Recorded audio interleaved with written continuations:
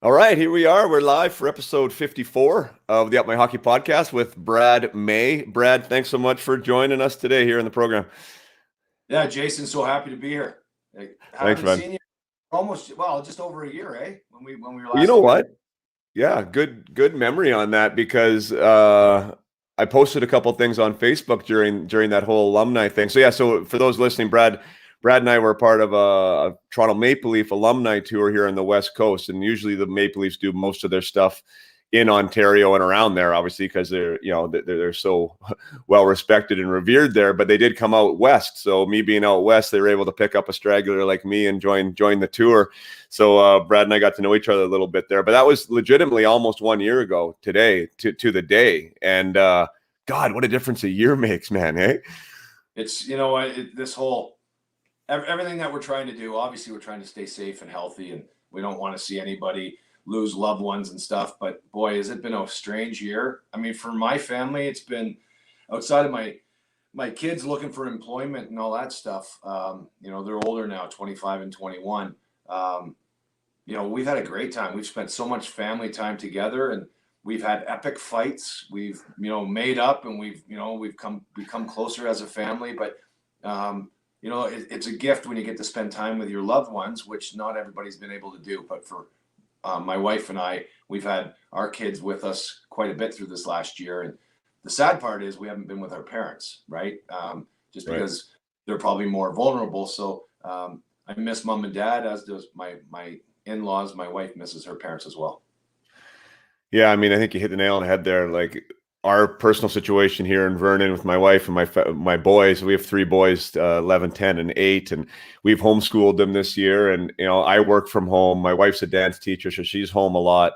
Neither one of our businesses has necessarily been affected, right? So for us, there's not a financial strain, and there's not. I mean, all the other things that so many people are being really affected by, right? Other than the worry of the health as well. So I mean, we're grateful on a personal level that that we're in a spot where we can enjoy the family time. It's actually been, a positive kind of pause, if you'd say. But I think COVID fatigue is setting in, just with even just with the youth sports, right? Our boys love hockey, and like how that's changed, how everything has really changed is it's amazing what 12 months can do, though. Looking at those pictures, and we had people in the arenas, obviously, and we were out and, having dinners in restaurants, and, we didn't even know what COVID was 12 months ago. And now it's like everything's changed. But anyways, fingers crossed we get back to some type of normalcy here soon. I'm sure you're hoping for that as well.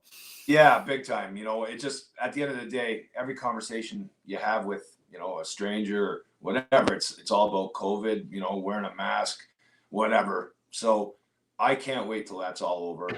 I do believe that government's got to get out of our way a little bit and allow us to get back to somewhat normal. Yeah. With that being said, you got to do it responsibly and obviously listen to the experts. But then again, the experts were wrong early on, and they've been wrong many times throughout this pandemic. So, I mean, really, at the end of the day, I'm certainly not one. I wear a mask, social distance are the two things that we should do. Keep your bubble tight. Imagine that, eh? All these different little catchphrases, and we all know what we're talking. It's been a strange. You know what? Let's go down memory lane here, talking about hockey and how we Yeah, got let's there. do it. What are you up to now? Are you have been involved in the game since you've been out of the game as a player, right? In different capacities. And I know you've hopped around with working with different teams too. Like where are you at now with that? And what this new NHL season looks like? I in some ways I miss. So my last job, my last employer was AT&T Sportsnet, which broadcasts all the games for the Vegas Golden Knights. So I didn't work for the Golden Knights, but I did all their games. I was a pregame, in between periods, and postgame analyst. And so that was my last job. I was with the Sabres for 3 or 4 years prior to that. And then same time when I was in Buffalo, I was working at Sportsnet for a couple of years when I first retired. So that whole story spans over 10 years. And this past year, I haven't done anything. I've actually gotten myself back into, I say coaching, but I'm on the ice, training some kids, from 8 years old, 10 years old, which, by the way, it's the joy for the game is amazing at that age. And then as we get to 14 and 16, you know, some players have a real opportunity to go on another path. You know, their trajectory to maybe chase to be drafted at the, you know, USHL. I'm down in California right now for the winter, for 6 months or just shy of 6 months. So I just didn't want to stay in Ontario, where I have a cottage north of the city, Right. north of Toronto. My wife and I were like, let's go back to Anaheim. We know some people out here. I've been helping kids out. It's been a lot of fun. It's filled my days.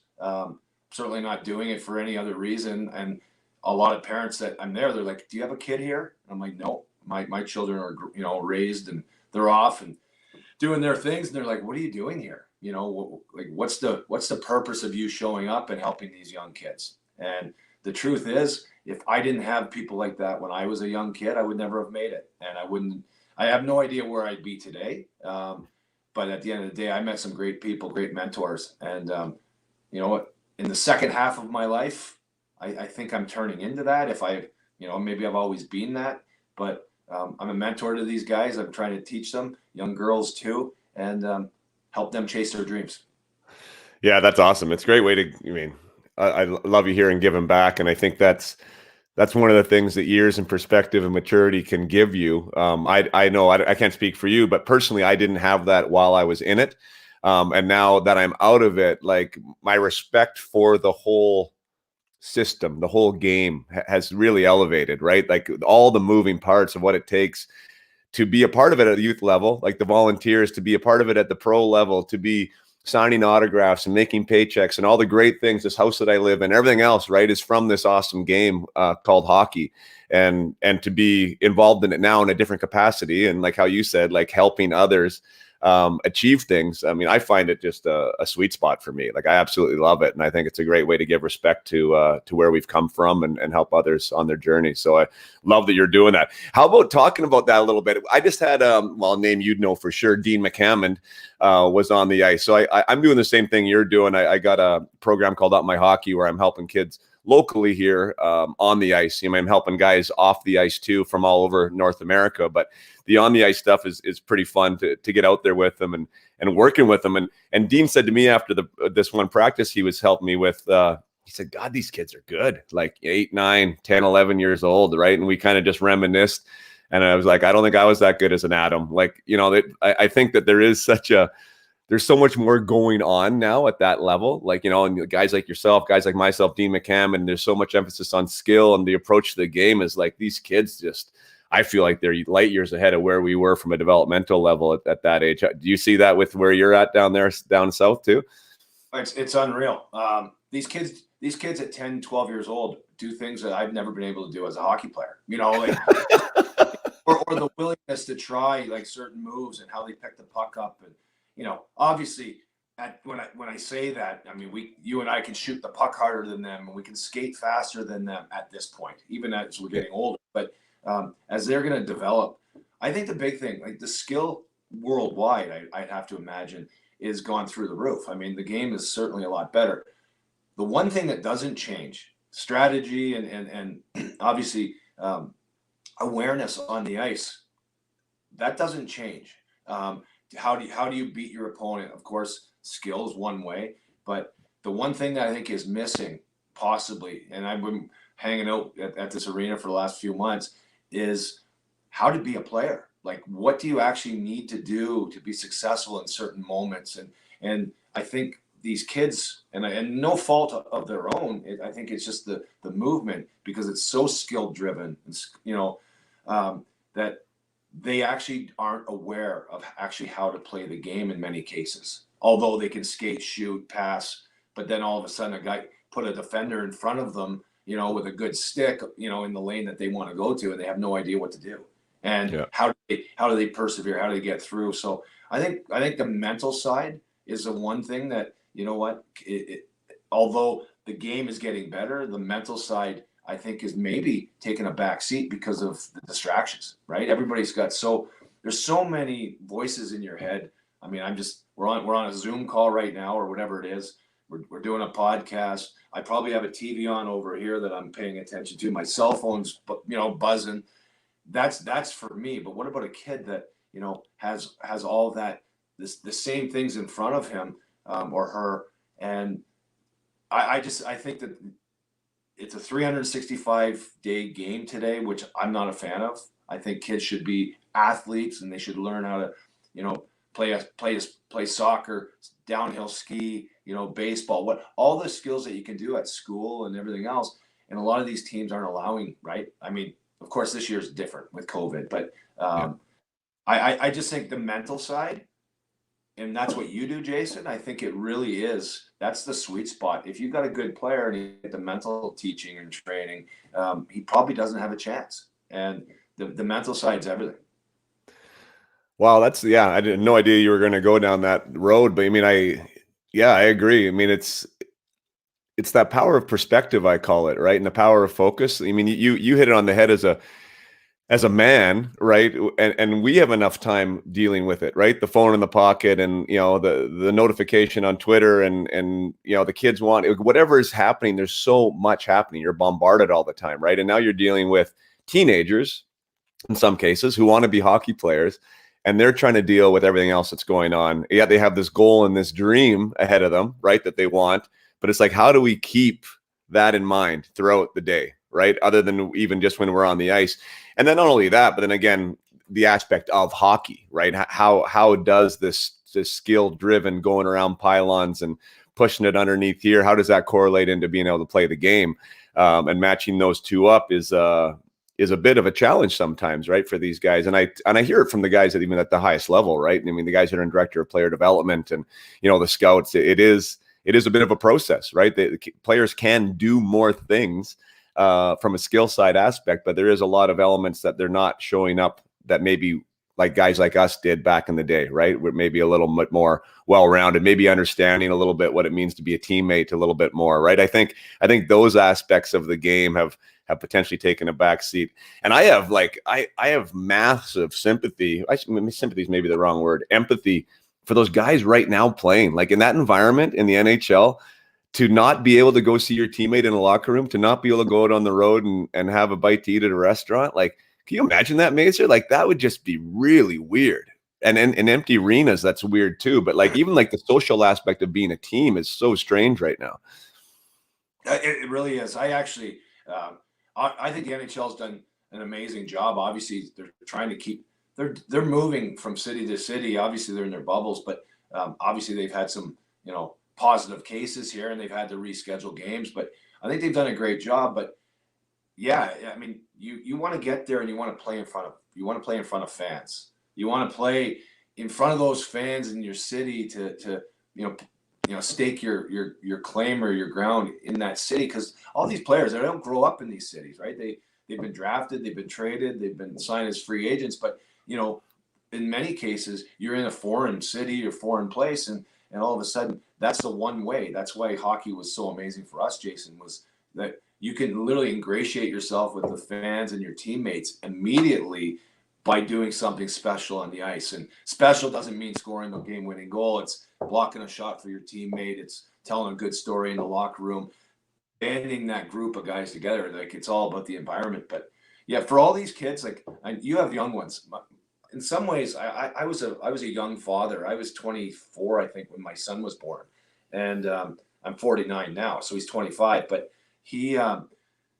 I was playing hockey, focused on Brad and building whatever we were trying to do. But behind me, this picture, all those different teams I was playing for, amazing. But I wasn't as present as a father in the development of baseball, soccer, golf, hockey, because I was training myself and I was so focused on that. But the kids today, like when I started, sorry, let me go back. When I started, I watched Saturday Night Hockey, maybe Wednesday night. I don't remember. I'm making it up now.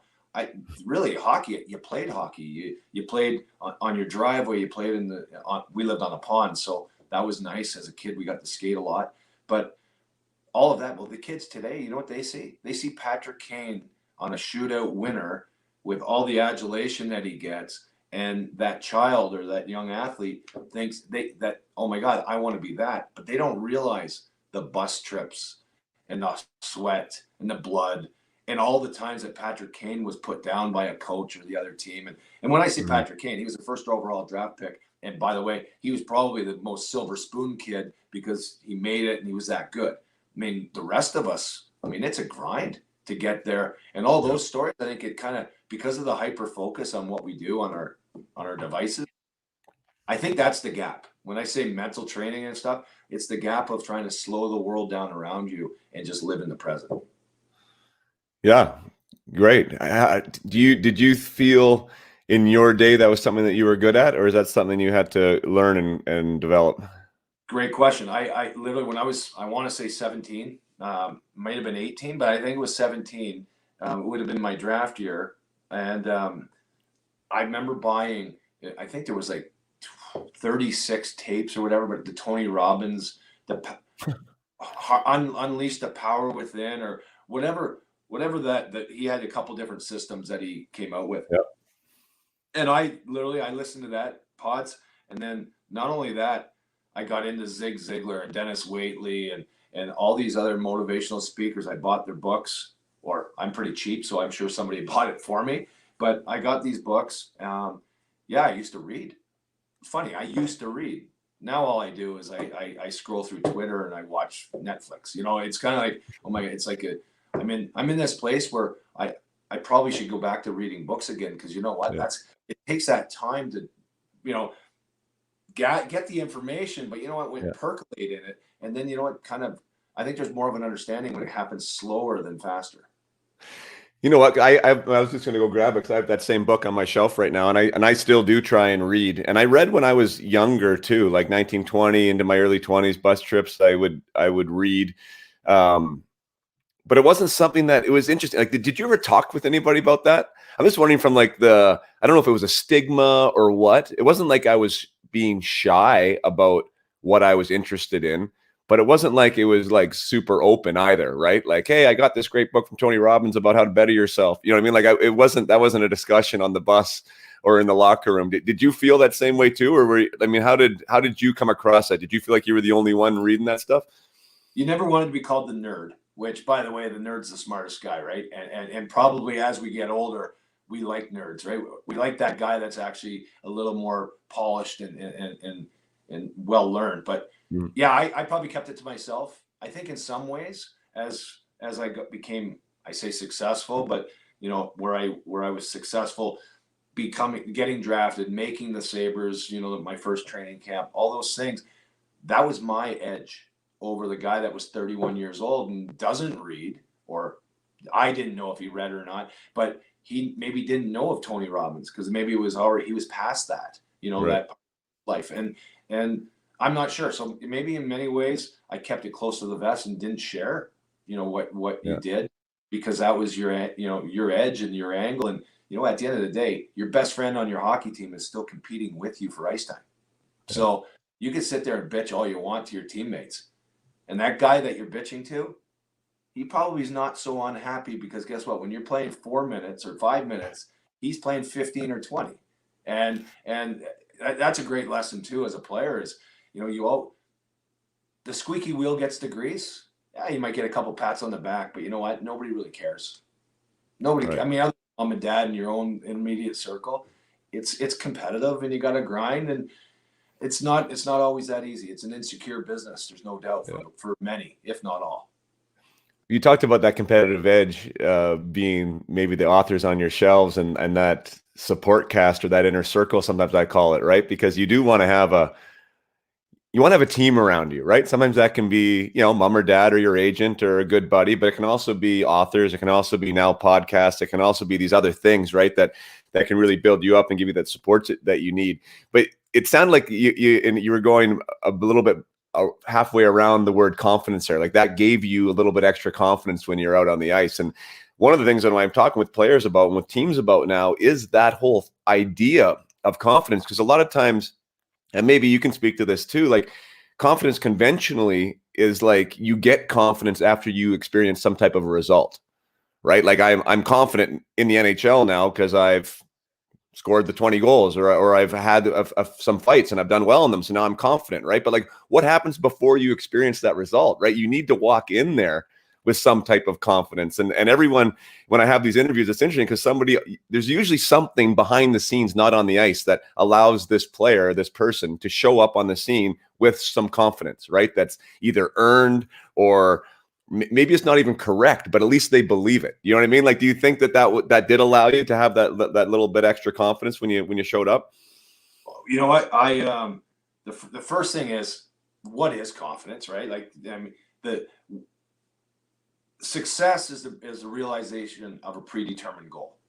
So you set out to do something, you achieve it, that's success. So you can be successful in every 10 minutes of your life if you set your goals small enough and short enough. By the way, if you did that, you're always moving ahead and you can get to your destination a hell of a lot quicker than saying, hey, I want to be an NHL hockey player, I'm 10 years old. Well, let's work backwards. How do you get there? And let's go all the way back. And by the way, it'll be this long, it's not a straight line. There's a lot of, moving around. But for the confidence part, yeah, I think if you want to hit a home run, you got to swing for the fence, right? Like in a baseball terminology, if you're always just trying to bunt the ball or just get the ball in play, which I think most athletes probably play the sport of their choice like that, where they play safe and they play not to make mistakes. So I think in many cases, this is on the leadership of not only the I say the team, but the players, coaches, and parents. Kids are too stymied, too stifled. Listen, who cares if you make a mistake? Like I had a boy a couple weeks ago on the ice down here in California, and we were talking, and he was like, "Coach, you can yell at me, And I'm like, "Wait a minute. First of all, I go, why would I yell at you?" I mean, he goes, "Well, you know what? My coaches and people in my life, they yell at me all the time." And I'm like, "Okay, well, are you motivated by being yelled at? Because here's the thing. The last shot you just took was terrible. But I don't have to yell at you because you already know it was bad. But we're working, and it doesn't matter. You can actually have your next 25 shots or 50 shots that are going to be awful. But guess what? Once you get the technique that we're working on and you feel it, because it has nothing to do with the coach, it's about you. Once you feel it, now you're cooking." And all of a sudden, but he was looking for some external motivation to be yelled at, or maybe that's just the world that this boy had been in. But my point there is the environment is everything, right? To develop that confidence, but allow these kids to chase their dreams and do stuff.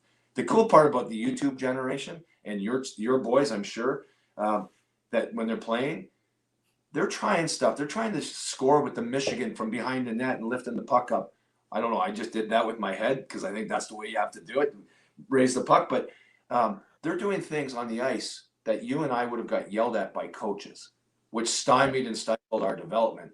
But guess what? When Pat LaFontaine and Matt Sundin tried the same move, albeit they were a hell of a lot better players than we were, they were allowed to be creative because they actually, whoever determined that, they could do whatever they want for the most part outside of the team structure stuff. Right. Where you and I try it, even in a practice, an optional practice on a Tuesday morning when you don't play until the weekend, if we tried to do some goofy move at the blue line, the coach would blow his whistle and say that, shove it up your rear end and get that puck deep.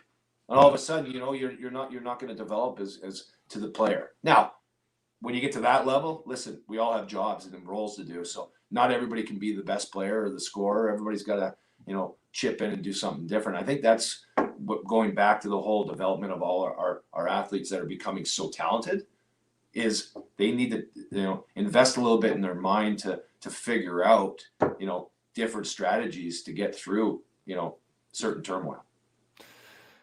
Yeah, that's you covered a lot there. I mean, I think the safety of the environment is a big thing. I mean, me being a coach to a team for sure. I mean, that's something that I'm consciously trying to be aware of, right? Like, what is our culture when it comes to that? Am I screaming at kids in a game to, when they make a mistake or to not make this, when they don't make the safe play, am I mad? Like, I think I have arrived at the rink with an intention that's not the priority. The priority is that you're trying to make plays out there and you're encouraging them to make plays and you're encouraging them to, celebrate when they have made a mistake in an area because they tried something, right? And I think that does flip the whole equation on its head, right? When that's the environment that you're in and you're expected to try things, way different than when you're scared about what coach is going to yell. I think that was the environment I think that we kind of grew up in. And I think it took a special personality to really move along through the ranks, because there had to be an element of thick skin. And I think people called it mental toughness back in the day, that you had to have a little bit, I don't give a shit attitude, because if you had a too much give a shit, like you'd be crushed, because you'd be sitting there not wanting to move, right? Because someone might yell at you. And the other one, the other ingredient that you must have, that you need to find, is, and I say this respectfully, little FU in you to when you're going out there, and I hope that's not inappropriate, where you're actually going out and you know what, it's feast or famine, now, not at 10, not at 12. I certainly don't, prescribe to that. But as you're getting into these tournaments and playing at higher levels, and you're, looking to maybe get drafted, and as the kids ascend in their path, you know what, you have to go out and you have to be able to beat the guy across from you.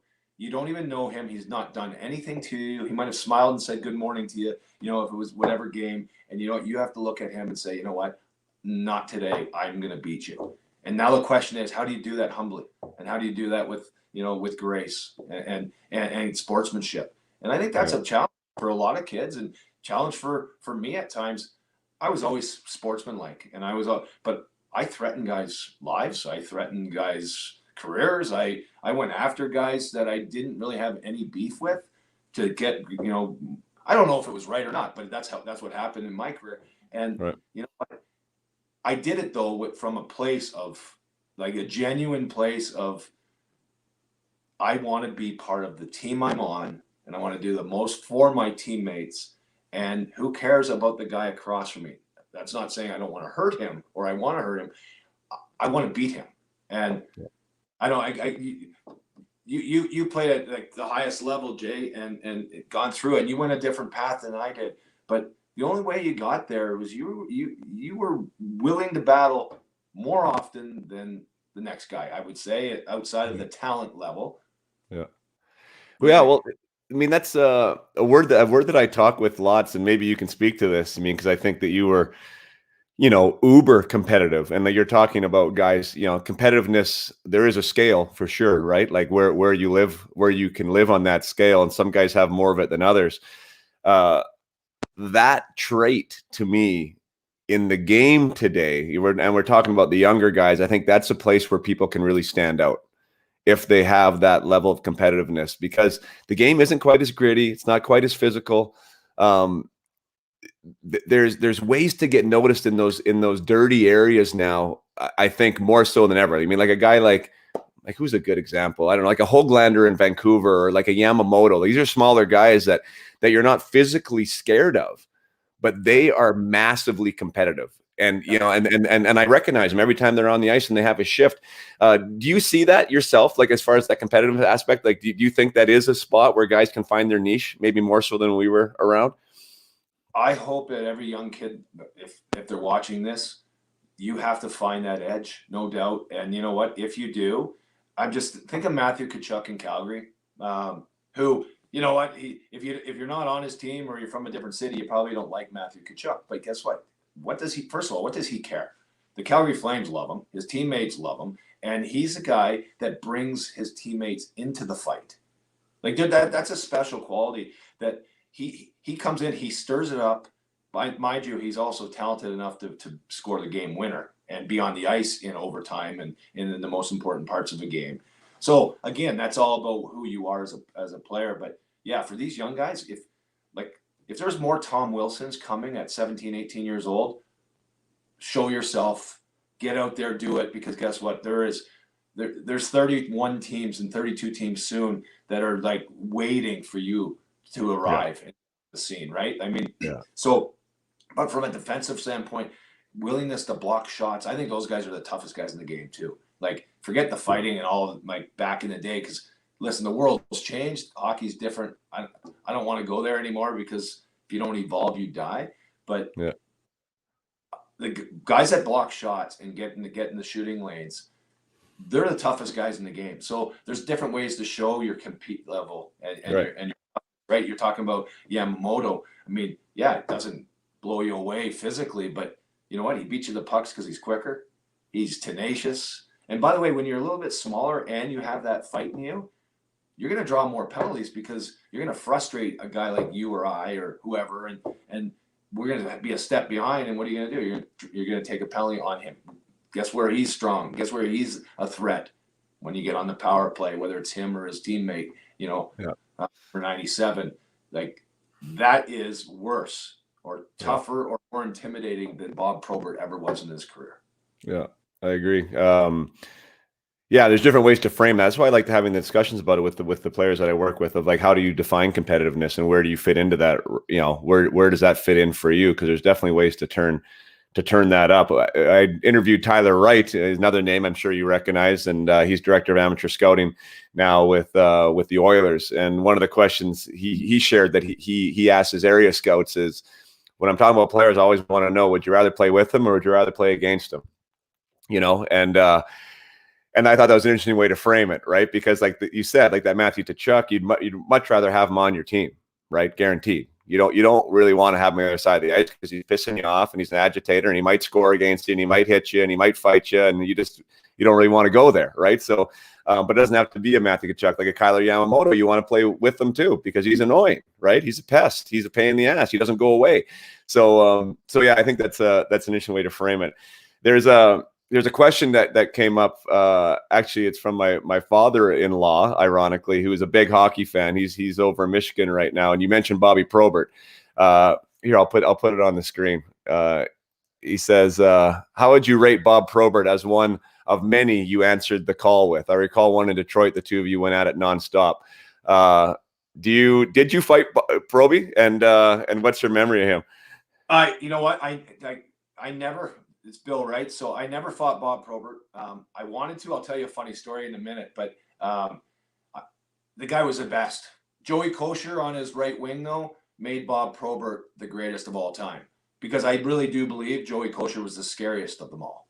And so a lot of guys, listen, I would call me a flyweight when I started, which that's probably not accurate, but stepping in to fight Probert or Kosher was probably way out of my league as a 19-year-old.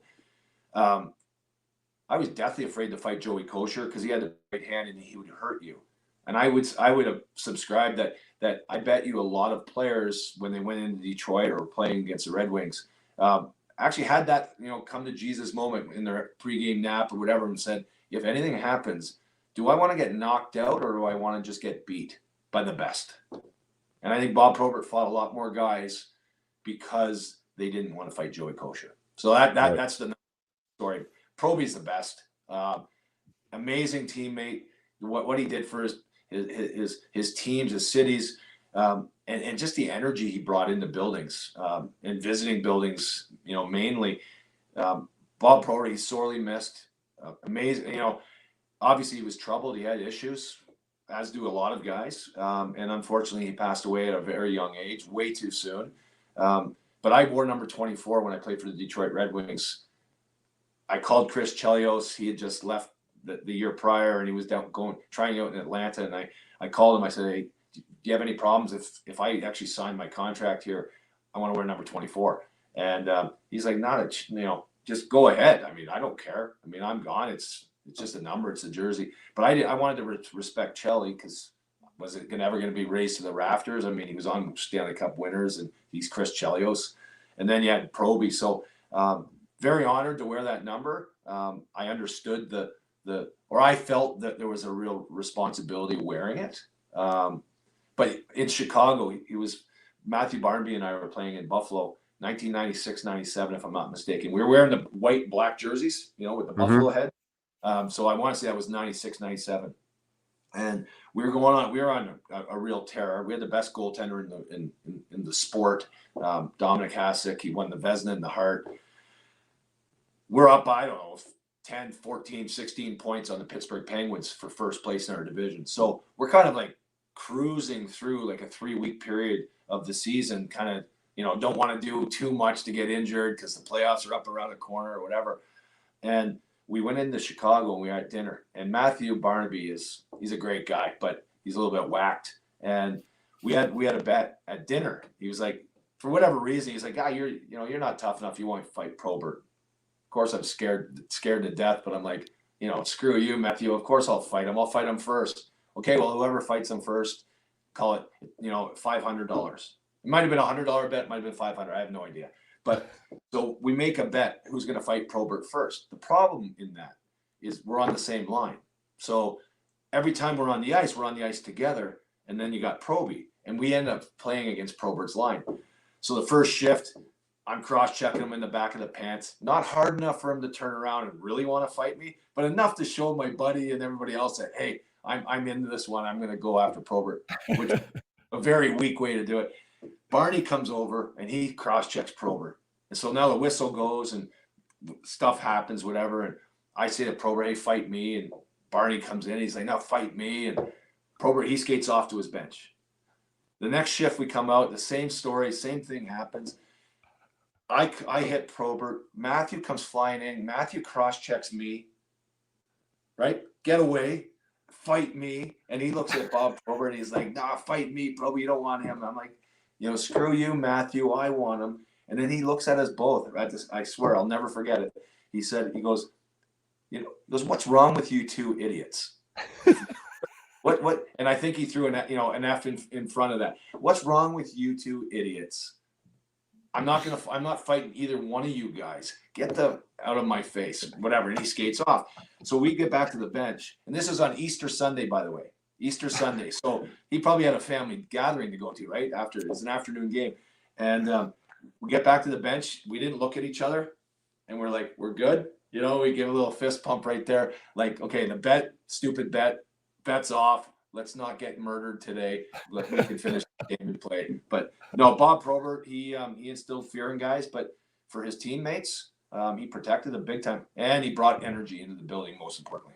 Yeah, well, and he was. I think what was cool, and I mean, remember watching him growing up, is that he put the puck in the net too. He could score, right? So he was kind of that perfect blend, right, of offense and toughness and respectability. He kind of, I think he enamored a lot of hockey fans the way he played, for sure. I just for your father-in-law, I think, and I might be wrong but I think Bob Probert, if he's not the only one, there can't be many more. He had 30 goals, 300 penalty minutes in one, which I don't know if that's ever been matched, but that was Bob Probert. And I think he was an all-star that year too. That's awesome. Let's go back with you. I mean, I know that we touched a little bit on the bus during that alumni trip there. And again, we're just saying we're live here on Facebook and YouTube. So thanks for everyone tuning in right now. And if you have a question for Brad, by all means, that's what it's all about. Please ask away. But you came from humble beginnings as far as from a minor hockey scenario, right? I mean, I don't remember if it was B hockey or how you qualified it, but like kind of, well, let's just, you tell a story. I mean, going back there and then kind of the rise to the OHL and then again to the NHL was not, let's say, ordinary. Why don't you walk us through what that was all about? Yeah. Well, so again, everybody's path is different. Mine would certainly, it's mine. And when I was 13 years old, I'm a late birthday. So I'm the young guy on every team I play on, right? My birthday's late November. When I was 13, I got cut from, is that Bantam? I can't even remember, whatever the levels are. But I get cut from my Bantam AA team in Markham. And my parents had split up. So I came from one town to Markham. I played on this team for 2 years, from 11 and 12. And of course, all those guys, you wear the same jacket, your buddies, this is it. This is life, and it's certainly in Canada. And I know down here in California, people come from hours away, right? They drive and because there's not enough ice arenas and everything around. But in our small town, go to the same school, you're with your buddies, and all of a sudden you get cut in, I don't know, September 20th, school just started, and you're not that you're not their friend anymore, but you don't wear the same jacket. So number one, you're not on their team, so you're not in the same circle. You're not doing the same things. So I went back and played house league hockey and pretty much developed a whole new friend group. And for 2 years, I played with these guys, house league, and then we were like a select single A team or whatever we were. And but I was on the ice a lot more than this AA team. That's the thing. So being able to actually go and not have the pressure of being told what to do, but you're able to go out and actually play. Like, and I was a better player than the kids playing house league, of course, at that time. So all of a sudden, I'm on the ice a little bit more than everyone else, but I'm passing the puck to a player, Nigel Whitfield. I'll never forget him. He learned how to play hockey that year, and he scored the winning goal in the Mayor's tournament. It's a true story, and it was a big deal. We got a medal. It was a great thing. And Nigel Whitfield, he scored the winner.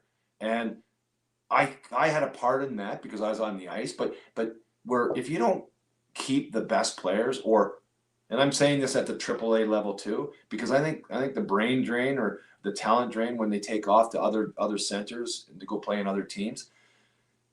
If you don't have a better competition or somebody to strive to become and emulate and follow, then it's your product's gonna be watered down. For me, I was able to be the guy that actually was on the ice with, lesser players. I got more confidence. So if I stayed at AA, I probably maybe don't ever make it because I'm just grouped in with that group, and you do what you do, and you're not on the power play, and you're going to be a third line player or whatever. All of a sudden, I'm on the power play against the worst players in Markham. Yes, but guess what? When you score goals, you believe in yourself and you have more confidence. So that's my start, anyways. 5 years later, from being cut on that team, 5 years, I was a first-round draft pick to the Buffalo Sabres. Yeah, that's wild. I mean, I love that, right? Because that is the age group of my kids. And by the way, your birthday is the exact same day as my youngest son, Thompson. So November 29th. So you share a birthday with my youngest son, and he's Sagittarius. Yeah, well, which is cool too, because I mean, he's actually a taller kid. He's the tallest of my 3 boys so far. So the late birthday isn't quite as obvious, but yeah, I mean, he's a month away from being even a year younger, and right now he's playing up a level. So it's definitely a big deal, right? Like when you're younger, it is a big deal because you think about that from a percentage standpoint of how much longer these kids have been alive for, right? And been able to grow for, and how much more ice time that is. So you're always chasing, which is interesting. Like, do you think that was helpful in its own way? Also, being a late birthday. I think it was the greatest thing ever. So that's where the book, what is it, Outliers? It speaks of birth years and stuff. And in hockey specifically. No, I think it was a bonus for me because when I made my junior team, Niagara Falls, so going to junior, get drafted to major junior in Ontario. What pick were you for the draft? So I was picked, I think 86 or something like that. I was the 9th pick in the 9th pick by the Hamilton Steelhawks, but in the 6th round there was 3 picks and I was the 3rd one. So 9 anyways. Yeah. So there was 8 players in that draft that were ahead of me in the depth chart. If you have anything like that going to training camp, that summer my team in Niagara Falls or in Hamilton moved to Niagara Falls, and we were the Niagara Falls Thunder, Jason. So that's where I went. We ended up we were the best team in Canada that year. We didn't make the Memorial Cup. We lost in the OHL final. We had Brian Fogarty, who broke Bobby Orr's records in junior. Yeah. We had Stanley Cup that broke like the all-time Ontario Hockey League career points.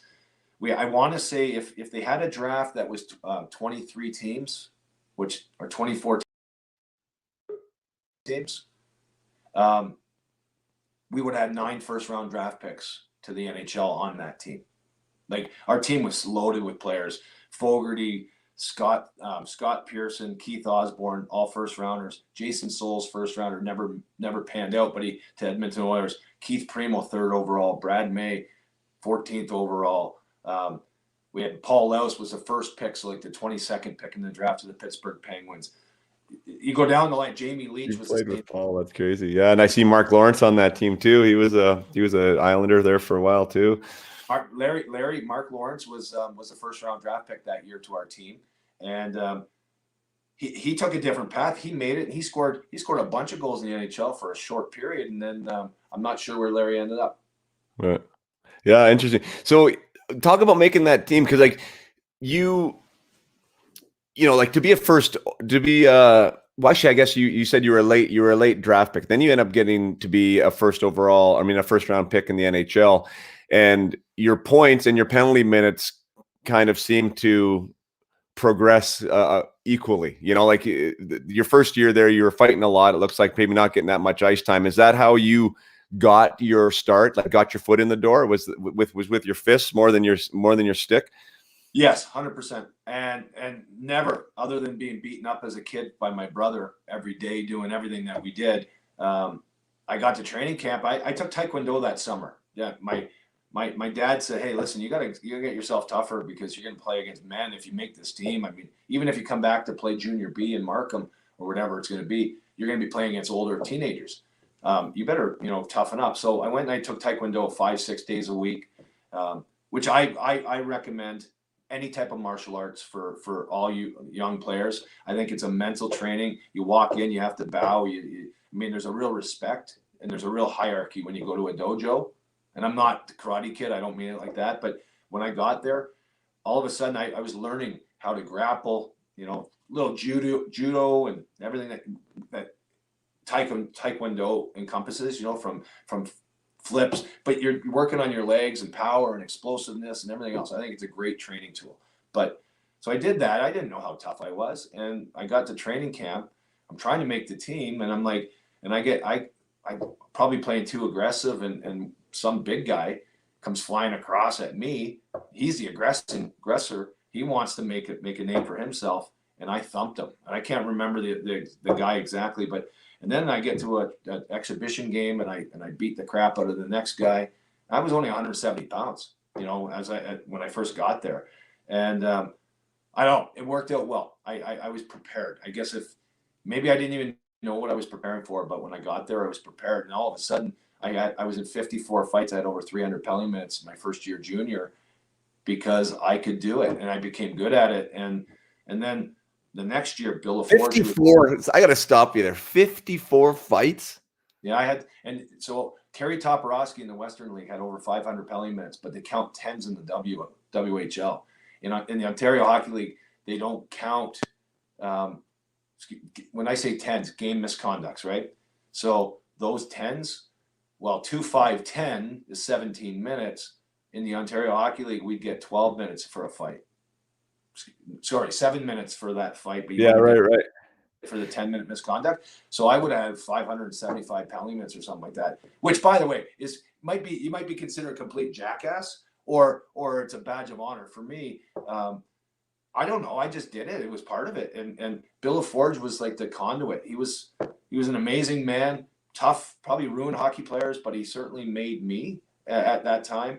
And then the next year he said to me after the third game, Jason, sorry, he goes, hey, he called me into his office and he goes, Brad, he goes, how many goals are you away from 50? And I said, 50. And he goes, okay, how many assists are you away from 50? And I said, 50. He goes, okay, so you have 0 points in the first 3 games now, Brad. And I said, yes. He goes, well, you need to be a 100-point player to get drafted to the National Hockey League. He goes, how are we going to get this done? I ended up with 98 points and played with Keith Primo. And he said, Brad, you've done all you need to do on the fighting element. I've got guys to run that interference. You got to fight your battles, but you're here to play. You're going to play with Keith. You're going to be on the power play. And I'll tell you right now, if you don't get going, you're not going to be on the power play. So you're going to, good luck to you, but have a good weekend. And I think right at that moment, I was like, I have a guy in my corner that just gave me the recipe for my success, and he's going to allow me if I show up every day and work hard. And that motivated me, inspired me more than anything. And I got drafted that year. It was fun. Yeah, drafted high, like you said, 91 points, 33 goals. I heard you on a different interview. I can't remember where, speaking about the physical side and the fighting, and I think you might even just went out right and said that you actually you loved it, like you really enjoyed it. That's sometimes not the case, and often isn't the case, even from the guys who are tough and doing it. Like they didn't really look forward to it. So I guess, I mean, if assuming that was true, or I heard that correctly, like that must have been a massive advantage for you in and of itself. This was something that you actually look forward to and like doing. Great question. So it's not a popular answer in a lot of circles when I say I love fighting. I do. I think it's beautiful. I think it's like a person who loves the ballet. Every move has a purpose. When I watch Conor McGregor or whoever fighting in the UFC, I love it. Now, maybe, I'm a pugilist. Sure, I'll take that. I'll take that later. I think it's beautiful. It's combat, However, we have to like put it in perspective. The game of hockey today is different. So, obviously, I don't prescribe to say, "Hey, guys have to go and fight." But back in our day, Jay, there was 5 guys on each team that literally maybe they didn't want to fight, but that was. And there was probably better hockey players playing in the minors and in Europe or whatever, hockey players. But to actually build the team of the game that was played in the 80s and 90s, I started in 90, but whatever, that toughness, that physical element was huge. No, I love fighting. The only thing I miss about playing hockey is I can't fight anymore because I can still skate, shoot, pass, hit, right? If I want to go out and play a shitty game, I can do that. Yeah. Minus the hitting. And it's certainly not as quick and good as it once was. But you can never tee off on somebody's face ever again, right? It's true. So, but when you say that, getting hit it was a rush too. It was. It was that one moment where you literally were sizing yourself up against the other next guy, and who's better. And guess what? There's nowhere to hide here. It's like a coliseum. You're in front of 16 or 20,000 people, and the rush you got from that, the adrenaline was amazing. So yeah, I am. I'm sad that it's gone. I'm sad that I can't do it anymore. However, I'm incredibly proud that I did it really well.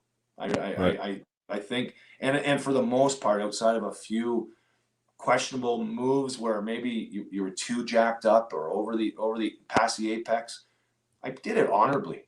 For the most part, I hit a couple guys when I probably shouldn't have, no question. At the end of a fight or maybe prematurely, and got one in quickly, which maybe doesn't make you feel as honorable as you should. Did it for 20 years, didn't get hurt other than hurting myself. And I think that I can look at those other tough guys and in the face and everyone else. And I think they would say that, you know what, you played the game honorably. And I think that's cool. Yeah. Well, yeah, I mean, definitely a respected piece of the game and from the fans for sure, but more so from the guys that were in the locker room with you, because, we keep mentioning back in our day, and I mean, it was a different game for sure. I think everyone had an element of that toughness in them. You had to, or else you couldn't really arrive in the scene to begin with. Other guys took it to a different level, but it's a hard thing to do, and especially in that era when there was so many guys that were just massive. And that was a thing. Like, I mean, this is not I wouldn't have put you in that heavyweight category per se, right? But you were fighting those guys. Like, did you see yourself as that, like as an enforcer, or what was your identity for you, Brad May, when you showed up at the rink? What did you think you were, or who were you trying to be? Great question. I never saw myself as a heavyweight, that's for sure. But I definitely knew that if I prepared properly, and that's mentally, that's okay. I've got 24 hours from a Wednesday game going into Boston to play the Bruins tomorrow. Okay, who's there? What do I have to do? And what happened the last couple of games? And is there what's been brewing? So having that ability to kind of compartmentalize these moments, for me, I think I did a better job than most, for sure. I did not see myself as a heavyweight, but I wasn't afraid. What I did, where I got my confidence, quite a bit of it early on, was Gord Donnelly and Rob Ray were on my team, and Brad Miller. We had a pretty tough team when I first got to Buffalo. Not to mention with LaFontaine and McGillney, right? Dale Howardchuk. So Hall of Famers and a bunch of knuckleheads, right? But I was able to. I would call me a chameleon in this description. I think the tough guys on the other team recognized that I was thankfully, I was a first round draft pick and I could play. So I had the ability to play on the first line or second line. I played 2 minutes a night on the fourth line many nights. But I could move around. So I think that tough guy that you were going to face he probably let me off the hook a little, me as a young guy, 19, whatever. I got in there because there was a whole other list of guys, Rob Ray, Donnelly, Miller, that were already there picking their chops. So in many ways, I got number 2 or number 3 on every team early on in my career. If I fight number 1, I may win. probably, a draw because I was pretty defensive, but I'm not going to get beat bad, I don't believe. Right. But if I fight number 2 and if I get number 3 on their team, look out. That's how I felt. But I was only able to have that feeling when I had a big brother like Rob Ray and a bigger brother, Gord Donnelly. We were the only team in the history of hockey to have 3 guys over 300 penalty minutes. And I did it my rookie season with those 2 guys, which is cool. So that's another thing. Like, I wish I could tell you I scored 50 goals and, whatever. And I was on that line that did this or that. But you know what? When you have some achievements, you gotta trumpet them. And our team in Buffalo was a ton of fun to watch. And I think we did it for the right reasons, but we were kind of a sideshow at times too, I think. Yeah. Well, you probably had a band of brotherhood a little bit. Like when you have those other guys and you're not the only one, I'm sure there's whatever you want to call it, a fraternity kind of there where I don't know, maybe describe that. Like, what was the room like? Did you guys call off shots of who you wanted to fight or what you wanted a piece of or how you were going to protect so and so? Like, was there discussions about that? It was almost organically, it just fell into place. I think everybody recognized it.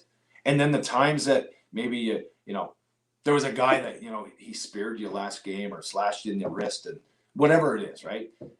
Or he went after Pat LaFontaine last game. Let's make that up. Okay, who's getting them? Because guess what? Whoever gets them is in Patty's favor. Patty's going to take you out for a steak dinner. So there was that whole part of like sibling rivalry, whatever. But we'd sit around and again, I had good mentors, good veteran players. If you show me shitty veteran players, that rookie class of player coming behind them will become shitty veteran players. If you show me a great mentor group, a great locker room, like going back to the culture and whatever, you look at those young guys, they may not win a Stanley Cup in that team or whatever, but all of a sudden they get moved around. They become the mentors, right? Think of Pittsburgh. Think of the teams that develop players. Detroit Red Wings, of all their players. Pittsburgh, recently, obviously the Tampa Bay Lightning, Chicago Blackhawks. Those are 4 teams in the last 15 years that have been amazing, right? They had the best veteran core. You had Chicago, they had Marian Hossa, Patrick Sharp, Duncan Keith, who's still a player, making a big difference with 2 young stars, right? Kane and Tate. You go into Pittsburgh, they won their first Stanley Cup, but they had made trades that year. Bill Guerin, Chris Kunitz, coming into Pittsburgh, all of a sudden playing with Sidney and Evgeny Malkin and Chris Letang. You know what? They learned from those guys, and all of a sudden they went on to win 3 more or 2 more, whatever the number is. Yeah. I think that, I don't want to say it gets overlooked, but I think it should be spoken of a lot more, of the hierarchy and the dynamic in a locker room. Like if coaches or evaluators of talent actually started talking about the intangibles, they wouldn't draft half the players that they picked in that same position if they knew about the intangibles of that other player that was picked somewhere else. Mm-hmm. I think intangibles what intangibles are those, do you think, if you were to pick a couple? Can you put some words to them? Yeah, and I don't think you can. I think it's a feel thing, obviously, but team ability is everything. So team ability, is he a good teammate? If he is, well, that's a prerequisite. If anybody's like, if the word selfish comes into the equation, me as an evaluator, I don't want him unless he's my best player. You know what I mean? And if he's your best player, then guess what? We can strategize around that. But selfishness is brutal. Perseverance, right? But perseverance, talking about, where did he come from? Broken family, dyslexic, learned how to read, whatever. That guy persevered. I'm talking Brent Sopel for a second, and all of a sudden he's a hell of a player, wins the Stanley Cup years later. Brilliant story. And if you knew about Brent, where he came from, which at the time, but the good evaluators, the good scouts, good coaches, they recognized it and then they cultivated it. So I'm sure there's other ones, Jason, but I think though for me, it's team ability. It's one thing to do something good and well yourself, but how do you share it with your teammates and how do you make them better? Yeah. I mean, well said. I think you talked about Pittsburgh. I mean, like that environment that Sidney Crosby came into. I mean, as a young player. I mean, like Lemieux comes back, right? He has he has these guys in the locker room that a lot of these new stars didn't have and don't have, so like now he's one of the greatest, players of our era and maybe of all time, and recognized as one of the best leaders too. But he was around that environment that you're talking about. Whereas I kind of feel bad for a guy like Jack Eichel or Connor McDavid, and I'm not saying anything. I don't know the players on that team, and I don't know who their veterans are, and I'm not saying that they're not good guys, but they're not storied Hall of Famer guys. Like they're not guys that have been there, done that you can just sit there and soak it up, right? Like Connor McDavid and Jack, they have to be the guy, and they had to be the guy young, and they didn't know what being the guy was. They knew how to be the best hockey player on the team, like you said, but they don't know how to lead. They don't know how to lead 20 men to the Stanley Cup, right? Like they've never seen that before. So I think that it is interesting, when you talk about leadership and being a part of that team environment and what you're exposed to at a young age. I think it massively matters. Like without question, it matters.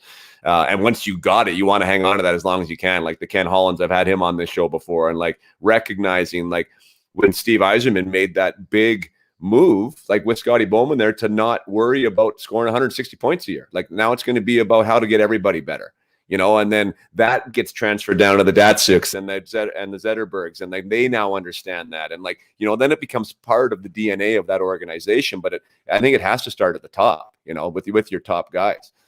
You spoke of one of the best ever, Kenny Holland. Ran an unbelievable ship. I got to play 19 years and finished my career with Detroit. If Kenny Holland, true to his word, everybody respected him. He made tough decisions. He got rid of me too, right? Like at the end of the day, at that time you got to look yourself in the mirror. So a lot of players leave the game sour and bitter, but Kenny Holland ran a great ship. He understood that ingredient. Nick Lidstrom, Datsyuk, Zetterberg, Holmstrom, Draper, Maltby. You go down the line in that locker room. Todd Bertuzzi's on that team. Talent, experience, character. We lost in the second round of the playoffs. I mean, they're Stanley Cup winning teams, and teams probably in other years that should have won a Stanley Cup were even packed and loaded even further. But talk about Sidney Crosby, because obviously amazing. He just played his 1,000th game and everything else in Pittsburgh. Gary Roberts is another guy that you got to bring into the equation. Maybe he wasn't the best hockey player, which he was amazing. I don't know how many points, 700 or something like that. But this guy, he did some great things. I think you played with him in Toronto, Jason. But Gary Roberts, this guy, he's 50-something years old, and he's ripped.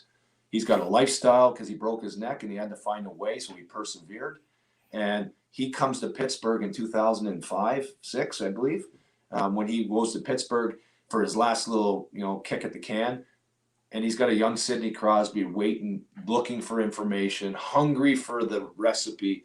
And Gary Roberts built their high-performance facility at their arena. He's part of their team. He's part of the Tampa Bay Lightning, and he's part of the Vegas Golden Knights. I don't know if he currently is now, but he's had signed contracts with those three teams to run their physical, their development, their athletic division. Yeah.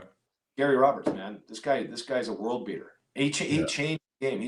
His movement has changed the game. How they eat, how they sleep, how they drink, what they want to do, how they want to look, body fat, the whole deal.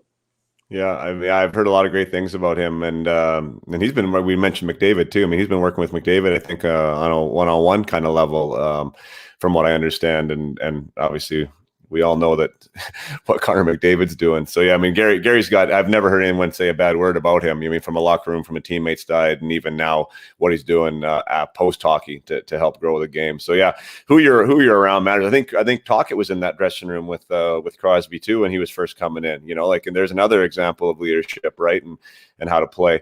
Did you just back to you, Brad? Like, did you ever? You seem you had your most success from a point standpoint early on in your career. And I also noticed, because I love digging into the stats, like your third season was when you almost scored 20 goals, had your career high in points, 45. You only had 171. I say only, just because you had 300 your first year. So, I mean, your penalty minutes went down by half and your goal and point production went up. Do you think that was an inverse relation that mattered? Like one led to the other?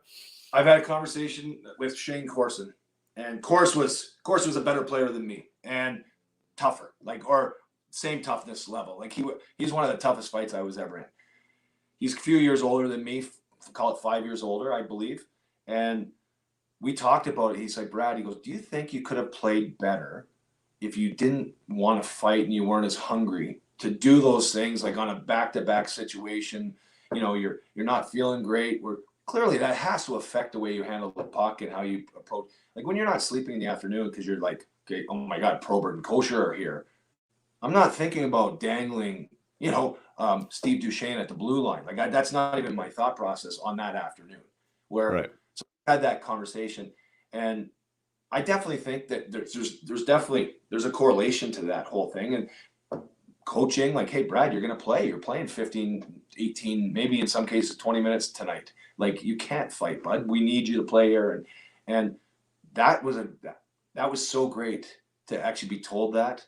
But the game ends up getting out of control, and then my first instinct is I have to be in the fight, or I have to be in there. Like, I can't allow that to happen. And I think it's maybe slowed my offensive production down for sure. Now, but now the whole I was going to say if my aunt had, she'd be my uncle, right? You know that saying, where if I wasn't that guy who was aggressive and scaring defensemen and driving the net and just being an ass and a pain to play against, would I even have got those 45 points? Would I have been in this position to score? Like, I think I'm good enough to be able to do it, or did I get them because of? So when I got the course, I'm like, yeah, I can't sit back and second guess what we did. Could we have been better? Yeah. But then again, if I went down that path, maybe I only played 12 years. Yeah. You know, maybe I didn't have another element in perspective that GMs or coaches wanted to have in their locker room. I don't know. So I don't want to play that what if game, but I do think that I had the ability to be better and score more goals and do all that. But again, team ability. Where are you? Who are you playing with? And by the way, playing for Buffalo in that market is different than playing for, I say the Toronto Maple Leafs. It's a different market, a different drive, blue collar city to a corporate town. How do you juggle all those balls or your position on these teams? I think every player is different. We're going to, when I was digging in, because I knew you had the stats in junior just from before, right? I knew you played in a World Junior team, which we won't get into, and I know we talked about that on the bus. Like, what a memorable moment, and I think that you said probably second to winning the Stanley Cup was one of the highlights of your hockey career, right? Like winning that gold medal. It's so long ago that I don't really remember when I say that, but there's no question it's number 2 on the list. And for 17 years, it was number 1, winning a gold medal. And I remember so often you're laying you don't have confidence, or you're right there and you're using imagery and goal setting, and you've got all your stuff. Like, we all had our routines, and you'd go back to, okay, how did I feel when I made the team? How did I feel when I made that move? When I scored that goal to get me invited to that camp? And you know what? Those feelings that you tap into is exactly how you want to feel tonight in their next game. And so if you could bottle the zone as an athlete, if in the zone or that feeling, it'd be worth $1 billion. Yeah. Because we've all been there. We've all had that like out of body experience where the game came. Like, it was slow. Things happened. It was like, wow, why couldn't I slow the game down like that for 1,000 games that I played? Because there's you mentioned referencing like that moment, and you're trying to cultivate it. I mean, that is something that I think is more now like talked about. Like, athletes are trying to get there more often, right? And that's something that I work with athletes on is to manifest that mental place, right? To be your best. Do you?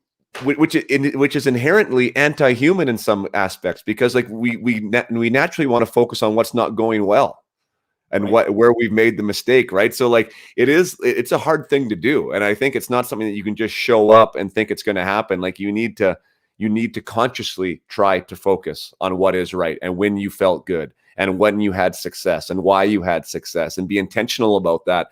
Like, that's the first step for me when I'm working with guys, is like getting that perspective to shift, right? Instead of focusing on what didn't work out well, how was it when you were great or when you are great? Like, can you relate to that? That's I'm honestly, if I showed you right now, I'm in Laguna Beach, California. I'm not being a smart ass. And I look over the beach. It's unreal. I got a really neat place. My wife and I right here. And the only reason why I'm sitting right here talking to you, the only reason is because I live my life like that.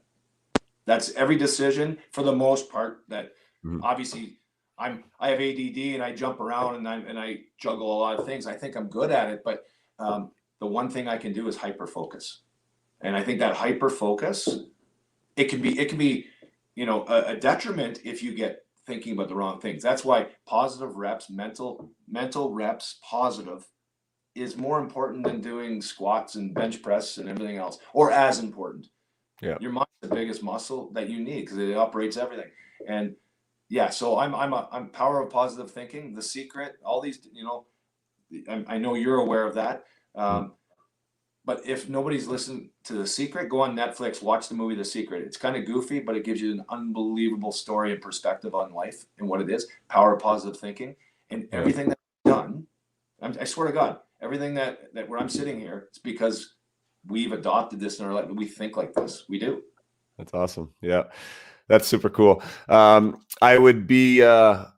I'd be dumb if I didn't go back to the Mayday goal. I told you before if you'd be mine, because it was funny. Even going back to that trip, and I think we talked about, we're sitting at the autograph table, and people are coming through, and people are talking, and you must have had like the Mayday conversation, even the time I was with you. I don't know, half dozen times, right? And so in my head, I'm like, oh my God, this guy has probably dealt with this so many times. He doesn't want to listen. He doesn't want to go back and revisit this goal. But I mean, there must be a piece of you, because you didn't score a ton of goals. Like, let's be honest, right? And that goal is like so iconic that it placed you in hockey history and in hockey lore. So there must be a bit of a love-hate relationship. I mean, it sounds the way you think about it, more love because you're a positive guy. But yeah, I mean, I guess what does that goal mean to you now after all this time? Well, it's my nickname. So people talk to me, introduce themselves. Hey, Mayday, I remember I was where I was with that goal. Now, imagine it's 27 years ago. Approaching in April, it's 28 years ago. Sorry. Yeah, it's in 1993. April 93. You know what, Major? I'm going to pause you because I have it queued up here. I'm going to put it on the screen. Okay. So you're going to be able to see it. Yep. Full screen. And let's play this thing. Let's play this thing. Ends up going all the way back into the Buffalo end. Carney back after it. Carney in the corner. Slipping it up to LaFontaine. He gets tripped up, gets it to May, and over the line. He's May going in on goal. He shoots.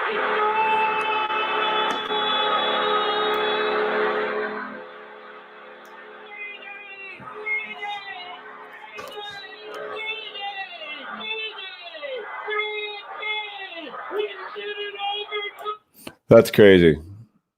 You know what? Was the audio on that? Did you hear the audio on that? Oh, I heard it. Yes. Yeah. Okay. Cool. You know what? I swear I haven't seen it from the face-off in a long, long, long time. I couldn't remember. I was trying to. Okay, where was the puck and how did it? Because I've seen the call and the goal. You know what? It's a moment in time. 1993. It was my coming out party, if you will, for me as an individual. This guy who had 300 penalty minutes, but now he can kind of contribute on the other side. I'm playing with LaFontaine and McGillney, which was their best year. Unbelievable. One of the best tandem years ever in the National Hockey League was McGillney and LaFontaine, 92, 93. And I just, you know what? It's amazing. I love hearing it. It never gets old. It's never bad. The only thing is I get a little embarrassed sometimes because it kind of is like, okay, you know what? It's been 25 years and there's probably 60 pounds on me different, it's kind of like, I'm humbled by it for sure though. And there's no question. It's part of that whole ramp up to the playoff hockey and overtime lore that we all love to see in the celebrations. And it's cool. Cool. It's my nickname, Jay. I love Yeah, it. it is. Yeah, and the well-earned Rick Jeanneret. I mean, what a call! It sounds like he didn't have that queued up. There was a little bit of pause there after you scored, and it was just something that seemed to me like it was instinctive for him. He just came up with it on the spot, and starts yelling it over and over again. I But I think mean, Jay, I think he said, sorry, I think he said going in, if you Rick Jeanneret, he's awesome, right? He really, and he got inducted into the Hall of Fame, and they played that call. So of all of his 40 years of hockey, they had that call matched with him when he went to the Hall. But Rick said, he goes, I wasn't thinking about Brad May, not at all. He hadn't scored in 22 games and whatever, something like that. yeah, Like he made yeah. a snide comment, but he's like, he's the last guy that was going to score at that moment, and it was. I think it was instinctual. But yeah, because I watched it too, and so you were. I mean, you were on the ice. Were you LaFontaine's winger that entire game or that entire playoffs? I want to say the entire playoffs. I may have started maybe game 2. We changed. We made a little bit of a shift, and then I moved to their line. But I played with them for about, I don't know, 30 or 40 games that season. 30, let's say at 30. And Dave Anderchuk was their winger, but he got traded to Toronto sometime in the new year. I don't know if it's January or February. And then I moved into that spot. Wow, that's wild. I mean, what a great play by LaFontaine. He gets tripped up. He's on his belly, gets it to you, and then yeah, I mean, I know you've seen it, but beautiful goal against Hall of Famer Ray Bourque, through his legs, one hand on the stick, fake the shot, freeze Moog. Like, you mean, you look like Mogilny on that play. It was a phenomenal. It's you know what? It never gets old. I love it. It's a great memory, but again, it's in the past. But when I'm working with these young kids now, they've watched it. Like that's kind of, and maybe that's the one time when I don't feel good is when I'm actually doing the old self promotion, saying, "Hey, you should go to YouTube and pull up this clip," one of those. But I see the joy in their face, and they're like, "Oh my God, you're not just this old fat guy. You actually did, right?" One of those. So, it's fun giving back or relating that experience. Yeah, no, I mean it's awesome. Part of hockey history. You're cemented in it with that goal, and just a little backstory for those who maybe aren't. I mean, it was an under David Goliath scenario. I mean, the Bruins were rolling; they were one of the best teams in the league. You guys were not supposed to win that series, let alone sweep it, and then you end up, scoring that decisive one to get you guys into the second round, and almost took out. Well, I shouldn't say almost, because you guys got swept by Montreal, but who won the cup. But I mean, you guys had 3 overtime games against the eventual Stanley Cup winners. So I mean, you guys obviously had a pretty special thing going there, and a couple coin flips, and maybe things could have been gone the other way. A couple coin flips and maybe Patrick Waugh not in net. That would have been different. Yeah, but no, you know what? Hey, when you lose, you got to be grateful for your opportunity, but tip your hat to a team that they were resilient. Montreal, they scored 11 overtime goals en route to a Stanley Cup, to win the cup in 5 games. I believe they won it, or 6 games against the LA Kings. Montreal, 11 overtime games, and you think of play. Paul DiPietro, hat tricks a couple times. Gilbert Dion, Jesse Belanger. I'm trying to think of other names. Kevin Haller. These players that were on that team that you would never remember.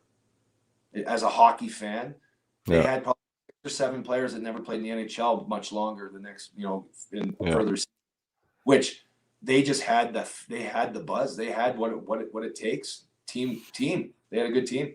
Yeah, Gilbert Dion. I had the pleasure of playing with him in Florida. Actually, I still kind of keep in touch with him on social media. He's just one of the best guys in the game. I think he still is. He's a fun guy. Stanley Cup champion. Yeah, I mean, you end up going on and winning a cup there with Anaheim, and there's a lot of room in between there. But I want to touch on the 1,000 games, just because I've already used the word fraternity. There's a brotherhood around being an NHLer. I mean, I'm one of them playing 41 games, but I realize that that's not really part of the club. I mean, there's kind of like the 400 game club, that there's like a little more reverence. Then there's 500. Then like this 1,000 games is like, there's not many of you in that. That's a hard place to get to. Like, was that a real proud moment for you to hit that 1,000 game mark, or was it just another game? So the first thing, just to go back to what you just said, Yeah, there's no question. We gauge yourself, right? Like I scored 20 or 18 goals. But you didn't score 20, so you're not a 20 goal scorer. So there are clubs, right? If you had 50 points, you're in the 50-point club. If you had 100, whatever, you won a cup, you're in the club. You whatever. If you played a game in the NHL, one game, you're part of the club. Because guess what? Hopefully we all remember the feeling we had when we laced them up and realized your dream, right? And it came from, the depths or wherever you came from. So I think 41 games, Jay, and I'm not kissing your ass here. I think nobody else other than you would, in this case, would say that. I mean, because everybody else would look at you like you're absolute pure and equal, right? So I think or certainly I do anyways. I've had guys like, I went back to Buffalo when the Pagulas bought the team in Buffalo, the Sabres, and they had like whatever it was, big party. They invited every living member of the Buffalo Sabres to come into Buffalo for a game and celebrate and whatever. And Terry Pagula called everybody up. So we had Gilbert Perreault, Rick Martin, the late Rick Martin. We had René Robert, all these great Buffalo Sabres from the early 70s. And a bunch of us through the 80s, 90s, whatever, early 2000s. And there was a guy named Steve Smith, not the C. Smith from Edmonton, but Steve Smith, and Gilbert Perreault. We called them both up to the podium, to give a gift. And so we had a big bottle of wine or whatever it was. And he's like, Gilbert Perreault, Gilbert has played over 1,000 games for the Buffalo Sabres, the most for the Sabres, but he's like the champion. He was our first pick. Here's a bottle of wine. And then he had this unbelievable basket of like a bunch of bottles and candies and chocolates and whatever else in his other basket, which was nicer than the bottle of wine. And he said, Steve, he goes, and we have Steve Smith here. He's played one game in the National Hockey League for the Buffalo Sabres. And I just want you guys to know, the 75 of you that are here today or tonight, you play one game for the Sabres or you play 1,000 games for the Sabres, you're all part of the family. And I just want you to recognize that this is the start of our era. They haven't had any success yet, but this is the start of our era. And I want to pay respects to every single one of you that have worn that jersey. And I thought that was cool. And I think that's a real, like, for the league, I think, guys. But 1,000 games was unreal for me. Got longer. I had surgeries. I think that earlier, not that season, but the season prior, when I got traded from Colorado to the Anaheim Ducks the year we won the Cup, I was out for 5.5 months, shoulder surgery. That was my fourth one. So I've gone through that 4 different times, like big major cut and labral. It's called Bankart reconstruction. 2 on one side, 2 on the other, and you go through all these things. I think 10 or 11 knee tears, like ligaments, broken hands, stitches, all this stuff. It's all worth it. And when I got to right there to play my 1,000th game, it was my mom and dad were there, my wife, my kids. It was at home. I had just been traded back to the Toronto Maple Leafs, which is really cool for me. Right here, this guy right here, on that part of the picture. I was the 21st player to ever play 1,000 games for the Toronto Maple Leafs, ever in the history with that jersey on. And the guy who gave my jersey, or not my jersey, my silver stick, which is the gift that the NHL gives for that milestone, was Red Kelly, the late Red Kelly, recently. He was the first to play 1,000 games for the Toronto Maple Leafs wearing That's cool. This team's been around for over 100 years. I'm number 21. It's pretty neat to be in that. Yeah. Oh man, yeah. I mean, because it's so obviously hard to do. Like injuries get in the way. You have to be able to play into your 30s for sure. Like, what is that? 15 seasons, maybe, if you play every game, or 14 or something crazy, right? Like that's a lifetime in the NHL. That's super cool. We were there. I'll tell you, I mean, Gary Galley played his 1,000th game when I was with LA, and I just got called up to LA. So I was in the minors the whole year, and all the boys, sometimes there's a little bit of a disconnect between guys who'd been in the NHL and guys who hadn't been.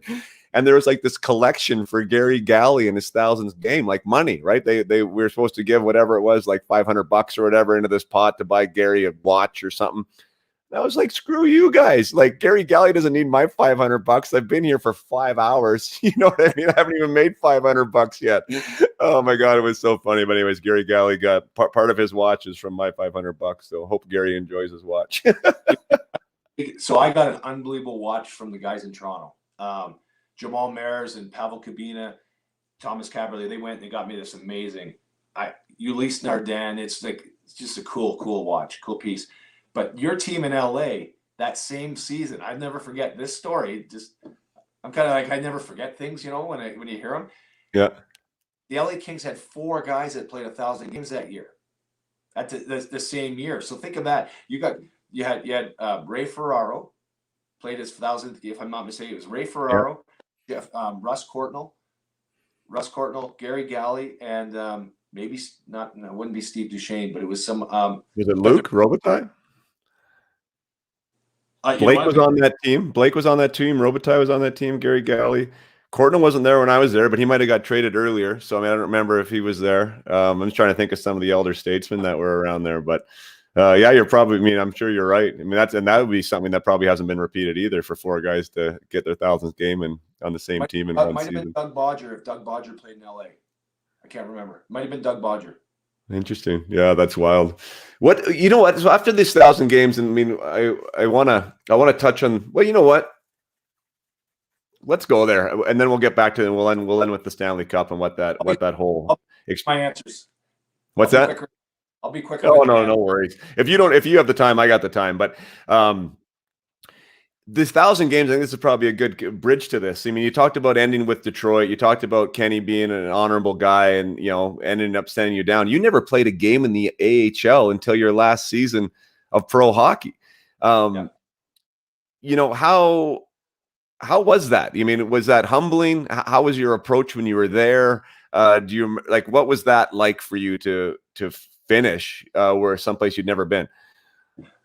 So I'd never been put on waivers. I've never been through any of this. So I get to Detroit, I sign a contract, but I got there after training camp.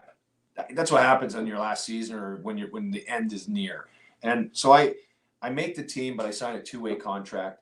In that, I'm making X amount of money in Detroit. I make much less money, but whatever. In the American Hockey League, but it's still, hey, listen, it's a job. It's good. I'm in Detroit. My family's in Toronto. The Olympic break 2010 is coming up. Obviously, going to Vancouver. So everybody's booked their trips to go on a vacation, wherever they're going to go for like 7 days and then come back because the NHL shuts down for 14 days or whatever it was. And I get put on waivers the night before or 2 nights before the Olympic break, and I get put on waivers. I don't know what this feels like. It's been everybody else, but not me. And I went home, but my wife was still in Toronto. She's driving to Detroit tomorrow because we were going to play tomorrow night. Driving, watch the game that I was maybe going to be playing in, and then we were going to fly. We went to somewhere in Mexico. We went for a week with some friends, and my kids were in Toronto. So my point of bringing this whole story up about how it all happened. So I get put on waivers. I look at Kenny Holland and Mike Babcock at the time. I'm like, you know what? Thank you guys. It's amazing. I think I just retired. If this is what it is, I mean, the end's the end. So I'm done. Kenny goes, listen, don't make any rash decisions or, whatever. I'll call you in 2 weeks or 10 days, whatever. Go on your trip. I know you have it booked. Go away. When you get home, call me. I'll be in Vancouver because he was the GM as Babcock was the coach in Vancouver. And we'll talk about it, but I would love you to go to Grand Rapids. But we had to do this for salary cap reasons. So anyways, that was that night. 2 days later, they traded Ville Laino to the Philadelphia Flyers from Detroit. And then they put Kirk Maltby on the IR, shoulder surgery, whatever, but he still could have played. They got rid of 3 players to activate Andreas Lilia off of the IR because he was making $2.5 million and they had to come up with the numbers and whatever. So if I was a better player, they would have picked somebody else. That's the truth. But at the end, I fell in the wheelhouse. I get put on waivers. So anyways, I say I'm retired. 2 weeks later, Kenny calls me and I'm at home with my wife and kids and really haven't talked about hockey at all. And I said, listen, I'm done. Like, I'm not going to, thank you for your opportunity. But no, I'm enjoying being at home. He goes, listen, I'll give you one more week. I need you down there, whatever. I'd like to have you back for the playoffs, just in case, whatever. But we got some good young players in Grand Rapids, Jay. So can you go down there? I think you'd like it. So he said, I'll call you next week. So when he called me, my son was in the playoffs, Bantam or whatever it was in playoffs, and I'd been to a few games. And my stepmother, my dad's wife, had just had a double lung transplant. Right at the same moment, double lung transplant. And so I was like not in a hurry to leave, and I was close because now I'm close to home and whatever. And Kenny calls, my kids are in the back seat, and this is the best, why I brought the whole thing around. My kids are in the back seat. I retire on the phone. I'm like, Kenny, thank you. But I'd left my kids in Toronto to come to Detroit. I didn't leave them in Toronto to go to Grand Rapids. And he said, I understand that. Thank you. Hey, well done. Good luck. And we'll stay in touch. One of those. So I hang the phone up, and my kids in the back seat were like, what happened there? And I'm like, oh, guys, I just retired. I thought it was a cool thing. I retired in front of them. Like, I basically said, hey, I'm done. I'm going to stay with my kids. And they both were pissed. Both my daughter and son, they both were like, what are you talking about? You've told us from day one, ever since we started anything, that once you start, you can't quit. If you start something, you can't quit. What are you doing? You're going to quit? You got 6 weeks left of the season, Dad? You're going to quit? And you have a chance to get back to Detroit, maybe win a Stanley Cup? You're not quitting. You're not allowed to quit.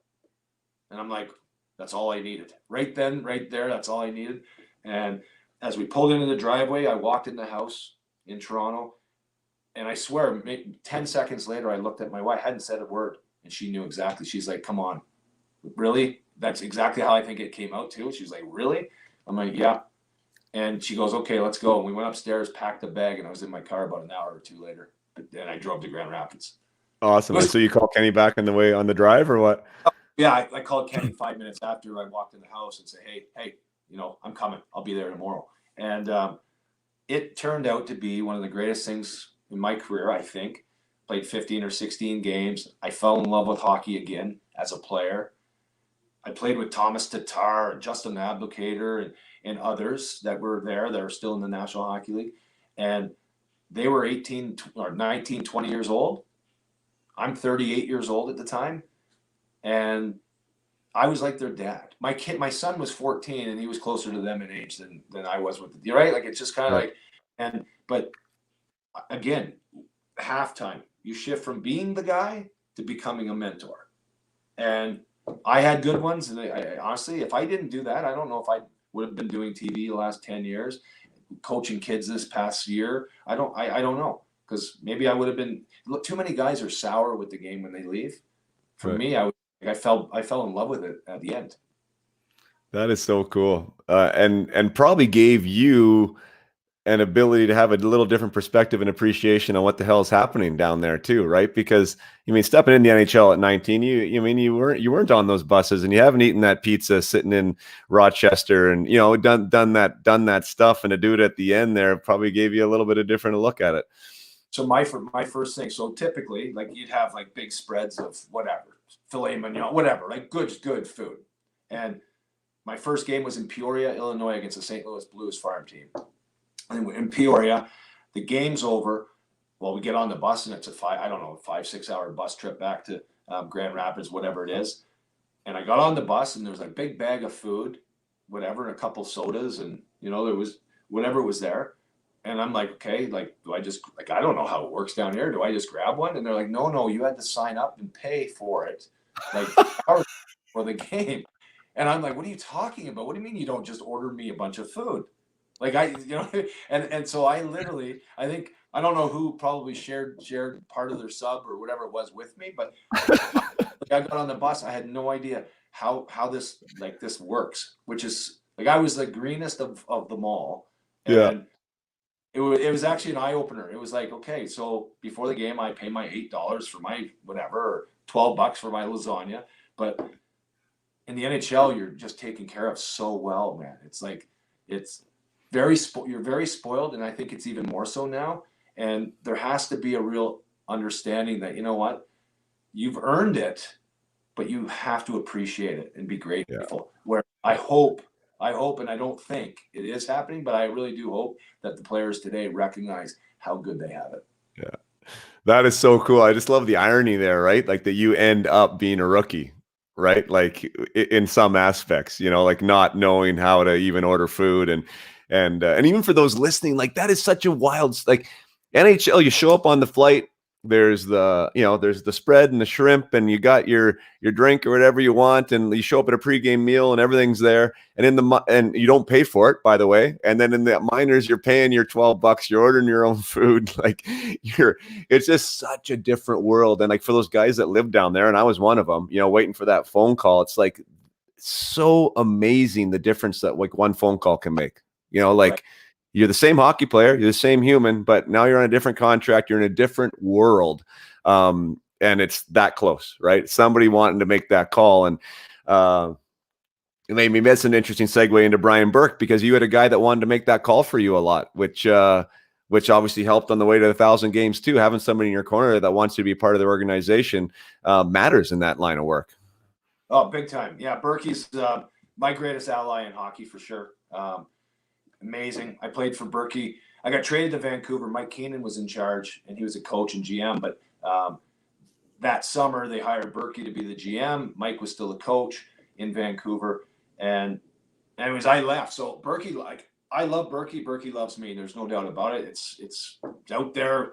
Literally, I think he's my favorite. And he's said, in many ways, he's had so many great players. But my name comes up when he speaks up, positively about his former players. And but in that, so he signs me a couple-year contract in Vancouver. I leave. He trades me to Phoenix. Basically, kicks me in the ass on the way out. When he does, I go to Phoenix for 3 years. At the trade deadline, 3 years later, I get traded back to Vancouver. 2-year contract again in Vancouver. He leaves to Anaheim. I go to Colorado after the lockout, and then I get traded at the deadline, my second year in Colorado, to Brian's team, and then to Toronto. So I played for him 4 different times. And the worst part about this whole thing, so yes, he loves Brad, but he also got rid of me 3 times and didn't re-sign me at the end. So how much does he love me? But when I got traded to Anaheim and we ended up winning, which was amazing, the year and a half later, Bourque leaves the president GM of the Maple Leafs. I think that's what his title was. And all the guys, Pronger, Marchant, Sean O'Donnell, Francois Beauchemin, Travis Moen, all of us that got traded into Anaheim when Bourque was in charge, we'd basically make fun of each other. We're like, whoever gets traded to Toronto first was the biggest kiss ass of us all. One of those, and everything else you'd say to your teammates, And so about 6 weeks after Bourque takes over in Toronto, it's my son's 13th birthday. I get a phone call, and it's Bob Murray, and he's like, "Mayday, I just traded you to the Toronto Maple Leafs." And I loved it, right? You're going home to Toronto. He goes, by the way, it was like 75 degrees in California. It was unreal. I was on my deck at my house, and you better have a parka because your game, you have to play tomorrow in Montreal, and it's a blizzard or something. And it was just like that the difference, right, of location.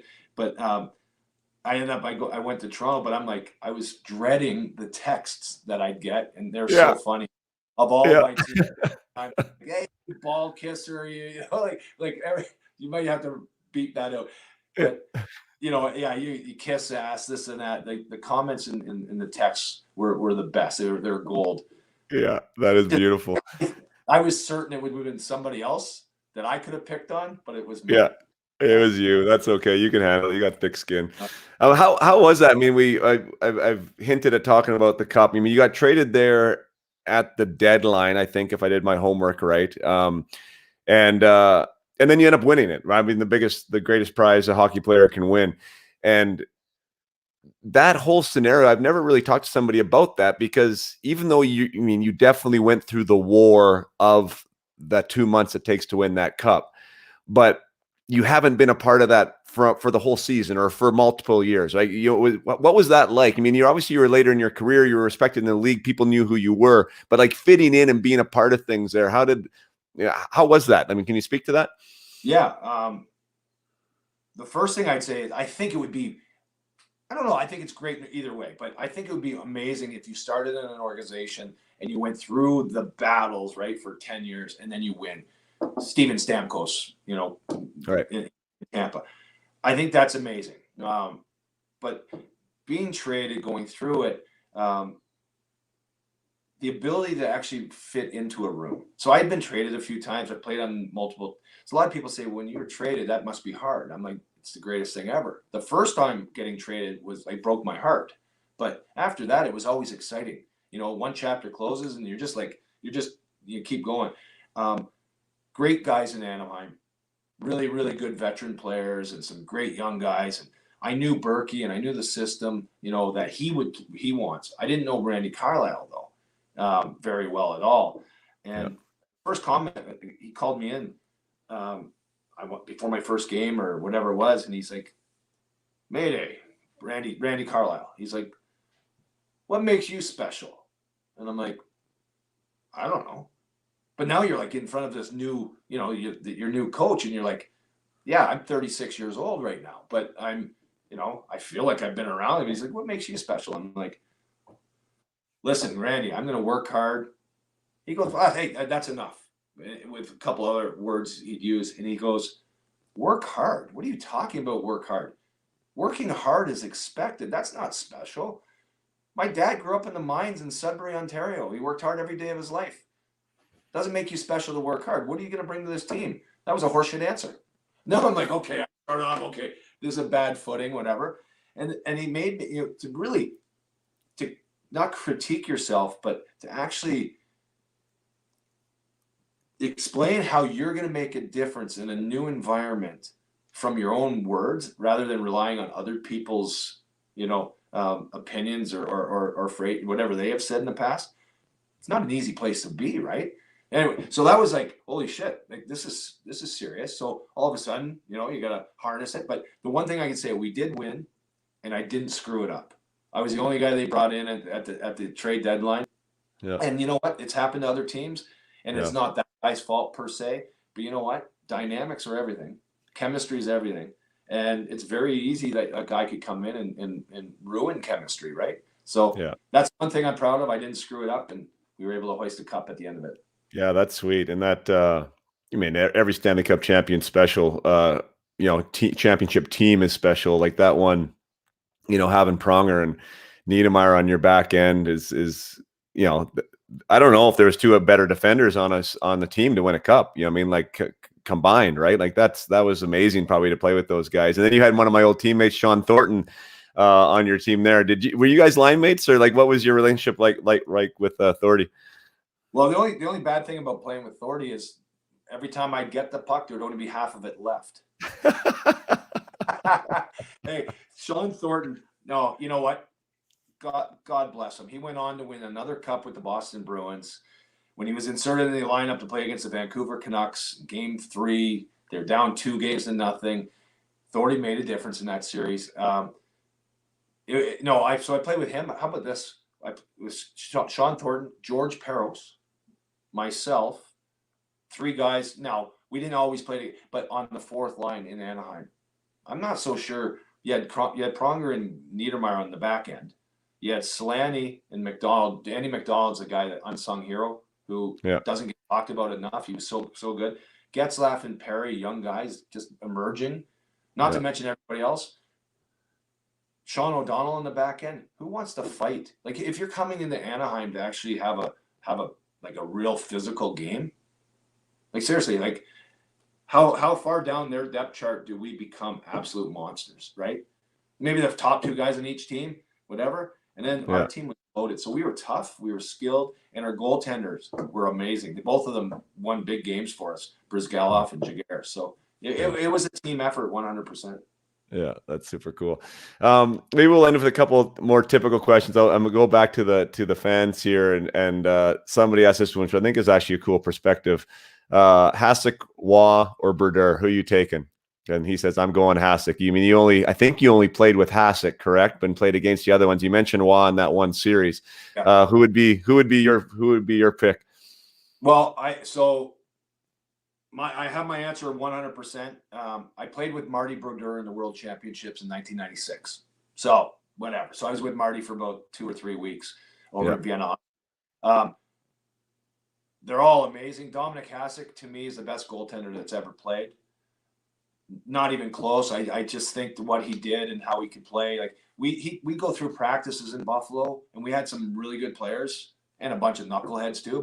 But where we like literally he'd pitch a shutout in practice with hundreds of pucks coming at him and not let pucks in. He was amazing. He'd take his helmet off when we're taking one-timers from the top of the circles because he wanted to get more focused. So he wanted to see the puck. Like he wasn't feeling it. So he'd take his helmet off. Come on. Guys, like I don't know where the puck's going when you're taking a one-timer. You're trying to, you're right. Like it takes off. I just think Dominic Hasek, his ability, that stretch of hockey that he played in the mid-90s, he's the best ever. But I mean, the other guys, you can't go wrong in that list. That's the answer. Sure. Yeah. No, yeah, he was, crazy special. I had a bus ride that I'll never forget. I went to Detroit camp at the end of my career, and we were coming back from a nice session or something, and I was sitting up at the front, and Dominic comes in and sits beside me. Right? I mean, he has no idea who I am, and just talked my ear off for like 30 minutes coming back on this trip, and anyways, it was just really, and that was like that was that Detroit team though. Like I've said that before on this podcast, like. Holmstrom's inviting me to golf, and, Chelios shakes my hand and wants me to take me to his chili bar. And, Hasek's talking my ear off everyone, it felt so inclusive there, right? That everyone was an equal and everyone was worthy of their time. And Dom definitely made me feel comfortable there and seemed like he was just a good human at the end of the day, as well as a good hockey player. Yeah. You know what? I think I can't, on one hand, I don't know if I could tell you 5 guys that were idiots, like really, like not guys I didn't enjoy being around at all, right? Yeah. Like I don't really know if I could give you. I got a couple guys that I could say they had personalities that were different than mine, and we weren't great friends, but I definitely had fun. I think that's cool about hockey. Like I don't think there's, because if you're not a nice guy or you're on the outside. You're exposed quickly, and you have to find a way to be, included in the group. And then chemistry and culture makes a difference, because on a bad team, that situation could be very ugly, but on a good team, you bring guys into the fold, right? And you're led along to kind of understand how it works. So, no, I think I'm incredibly proud to be a hockey player. I think I've met the greatest people in my life, right? Are guys I hung with and flew with and fought for and got in trouble with, and I love it. You know what? God, questions just keep coming up. You're on Battle of the Blades, and there was another thing I heard you talking about where you mentioned in an interview somewhere that you felt that your experience getting on figure skates was something that every young hockey player should do. That should be a part of their training.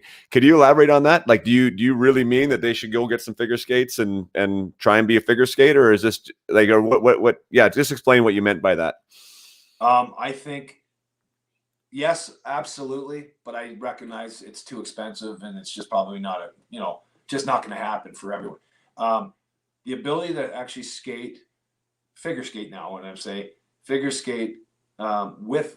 Like these figure skaters are unreal. Like they finish every stride. Where hockey players, it's an economy of movement and whoever's fastest to get to the puck. And we actually, as good as we are, when all the guys that did Battle of the Blades, and I would venture to guess, from season 1 to whatever, I think they've done 5 seasons now or whatever it is.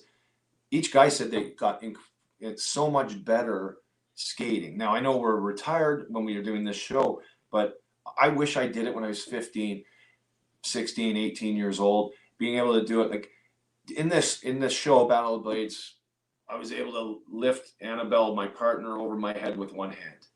That's 100 pounds over my head, one hand.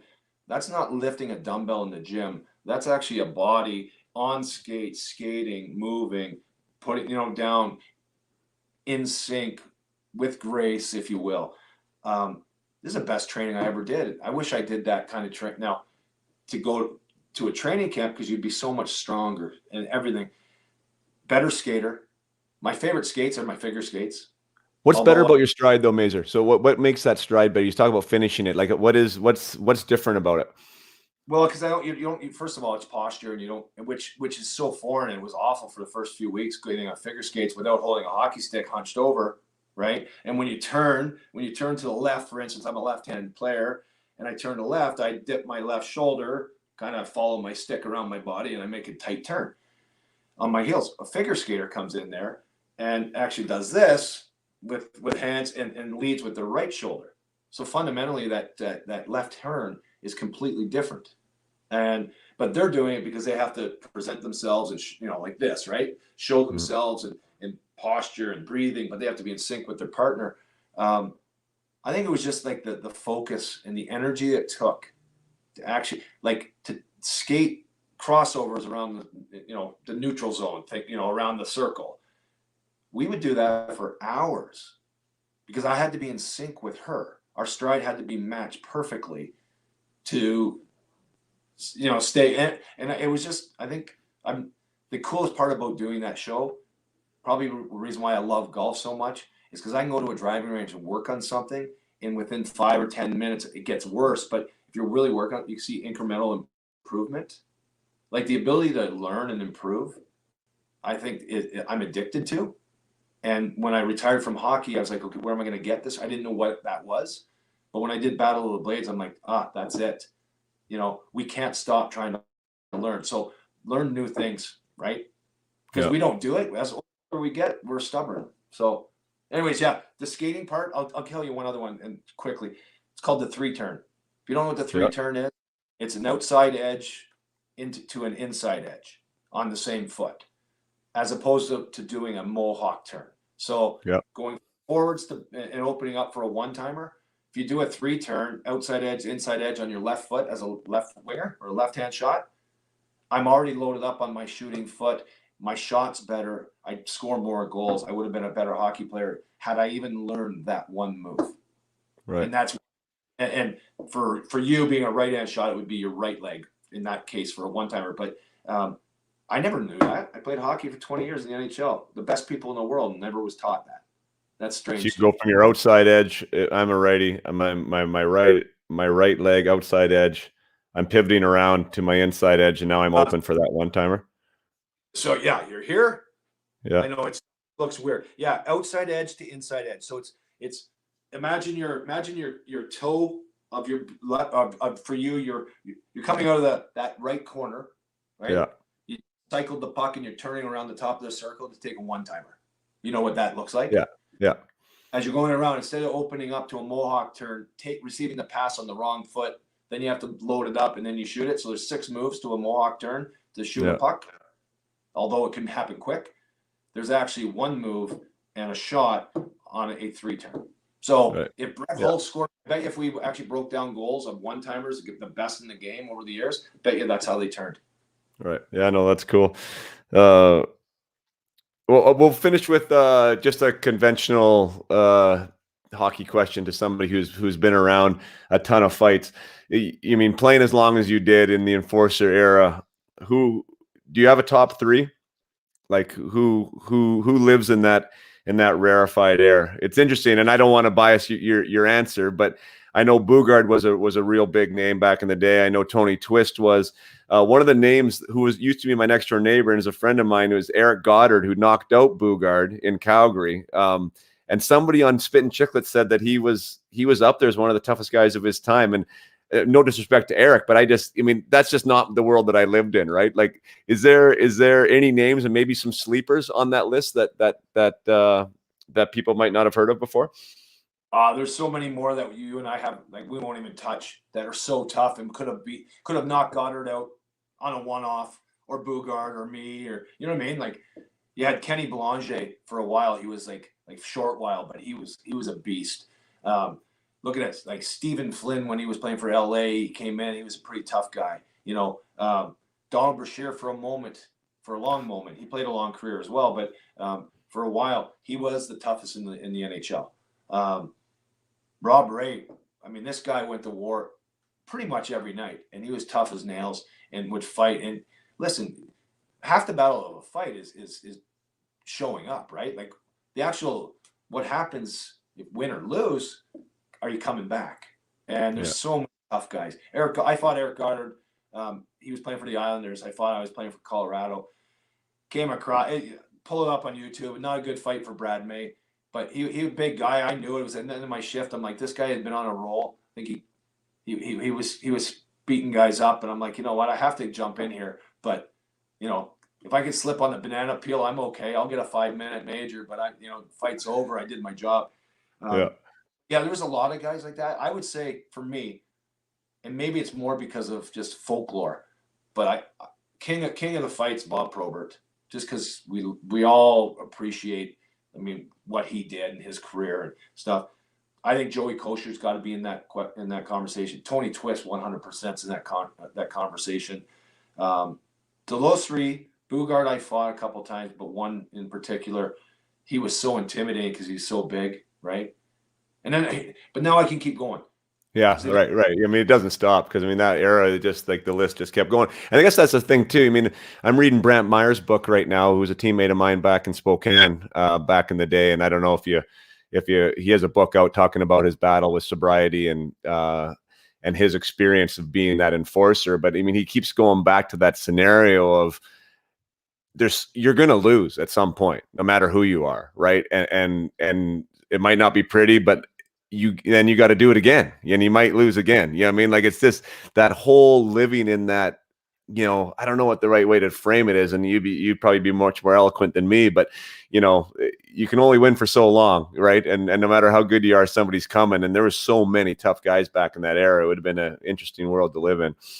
Well, I just don't think that if you're a guy, most of us, and I'm not even gonna lump myself in but most of us that fought or expected to fight, expected ourselves to be that protector, if you will, want to call it that. There's nowhere to hide. And guess what? If you actually pick your spots, because that was a big comment back then, is he's picking his spots.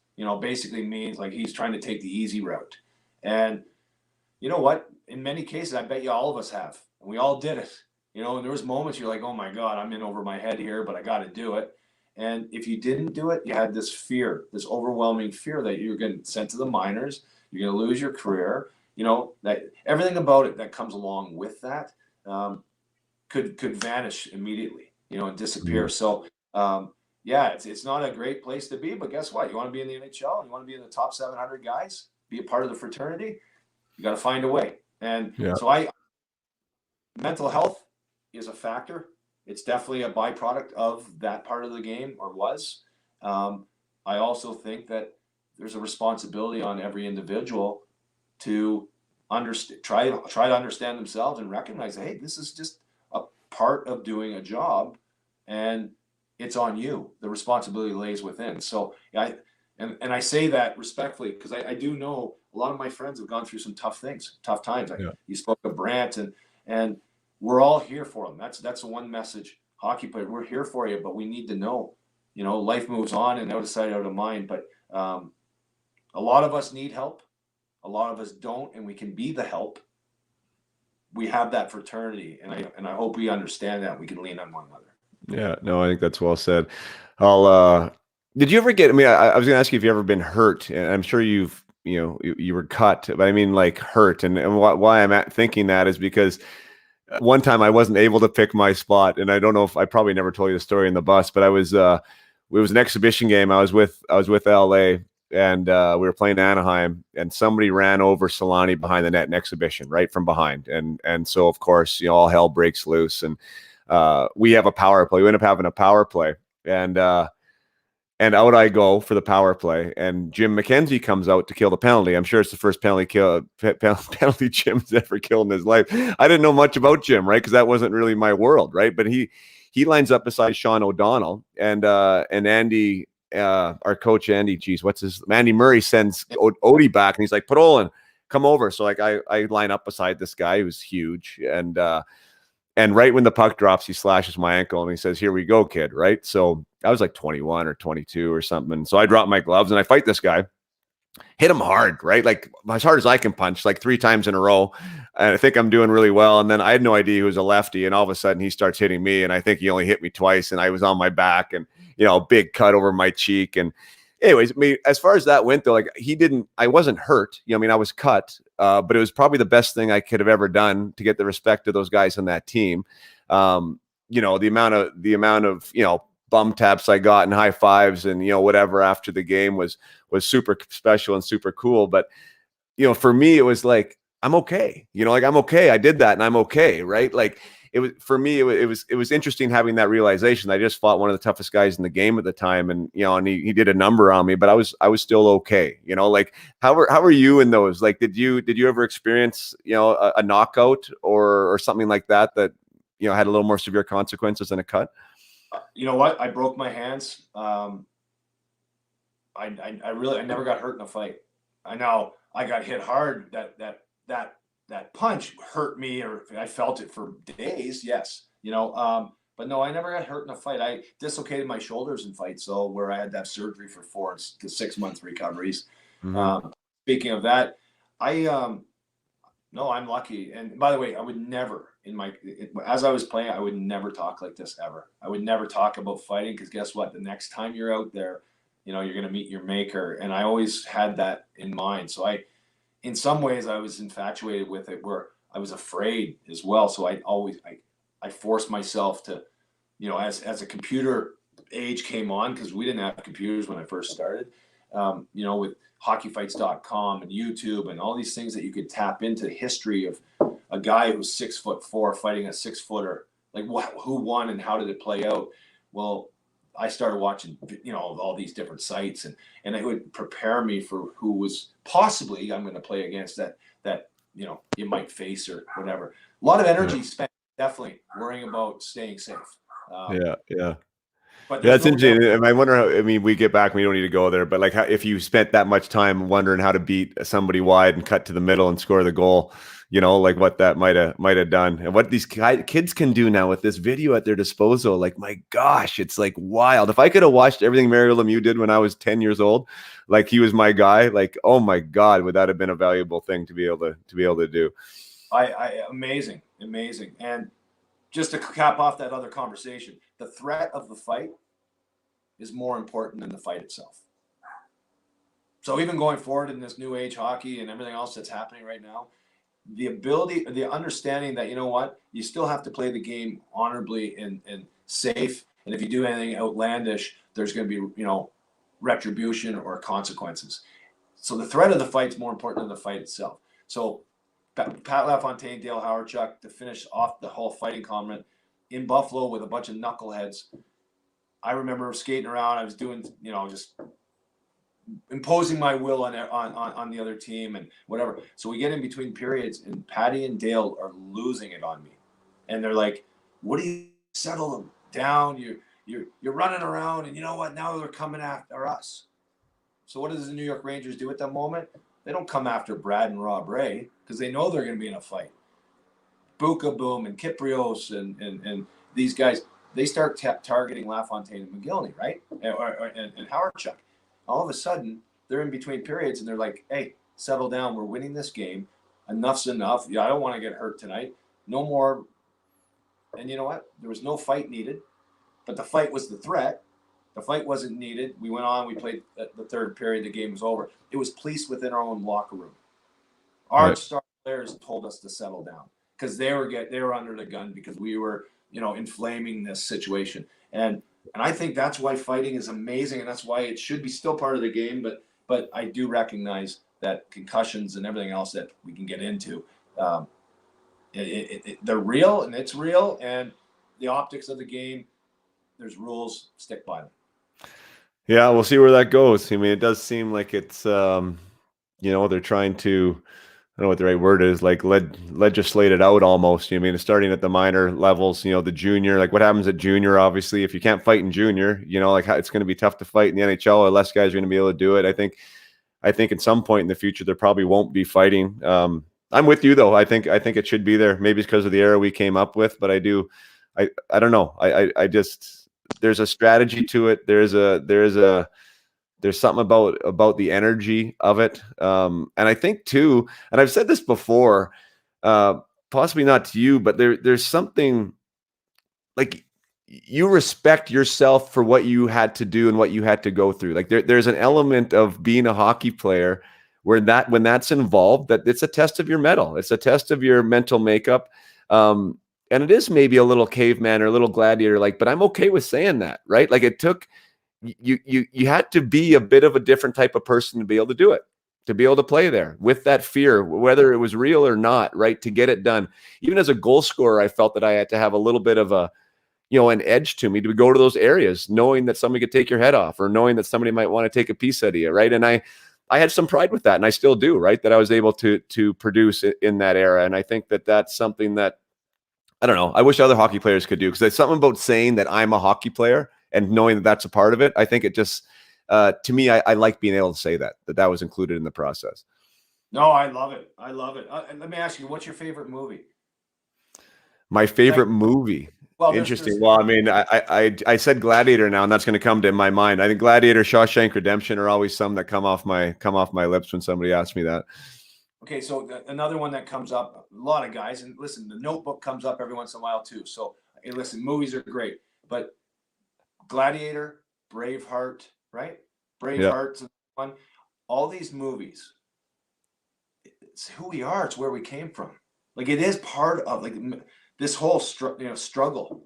I love it. I love it. Yeah. And that same guy that would say I don't understand it in hockey, his favorite movie is Braveheart, and I don't understand that whatsoever. Do you know what I mean? Right. Okay, if that's true, how in the world can you not see the value in it here? But hey, we're evolving, so it's good. Yeah, there you go. Well, Brad, I mean, it's been 2 hours. My gosh, I know it's just like sitting on the bus. I think we could probably keep going here, but we'll pull the cord on it. Really, really great points, really great perspectives. I love your stories, man, and I just looked now. I was joking a little bit about my 41 games, but you played 1,041. So you played 1,000 on the nose, 1,000 more regular season games than me. That's pretty wild. And you have the same birthday as my youngest son. So somehow we're kind of tied there. So I appreciate you spending your time with us here and sharing those stories, man. Hey, I can't wait to come to Predator Ridge and come visit you. Hey, man, let's do it. Yeah. Have you played this course? I have. Well, way back when. Yeah. I haven't played it. I haven't been out there in 10, 15 years, but yeah, early 2000s. Okay, so you haven't played the new one yet then? I haven't played the new one, no. Okay, yeah, the Ridge, that's great. So there's a little plug for Predator. Yeah, it held the, what was that called? The NHL PA golf tournament that you guys have? It came here a couple of years in a row. That was awesome for a guy like me to be able to play in that and see some of these old faces. That was a ton of fun. So yeah, you got to get out here. I know you're a good golfer. You'd love the course. It'd be great. I can't wait, guys. I can't wait to get there. All right, sweet. All right, well, we'll cut her off here. Just stay on for a sec, Brad, and then I'll chat with you after. But thanks for everyone tuning in. Until next week, play hard and keep your head up. Cheers.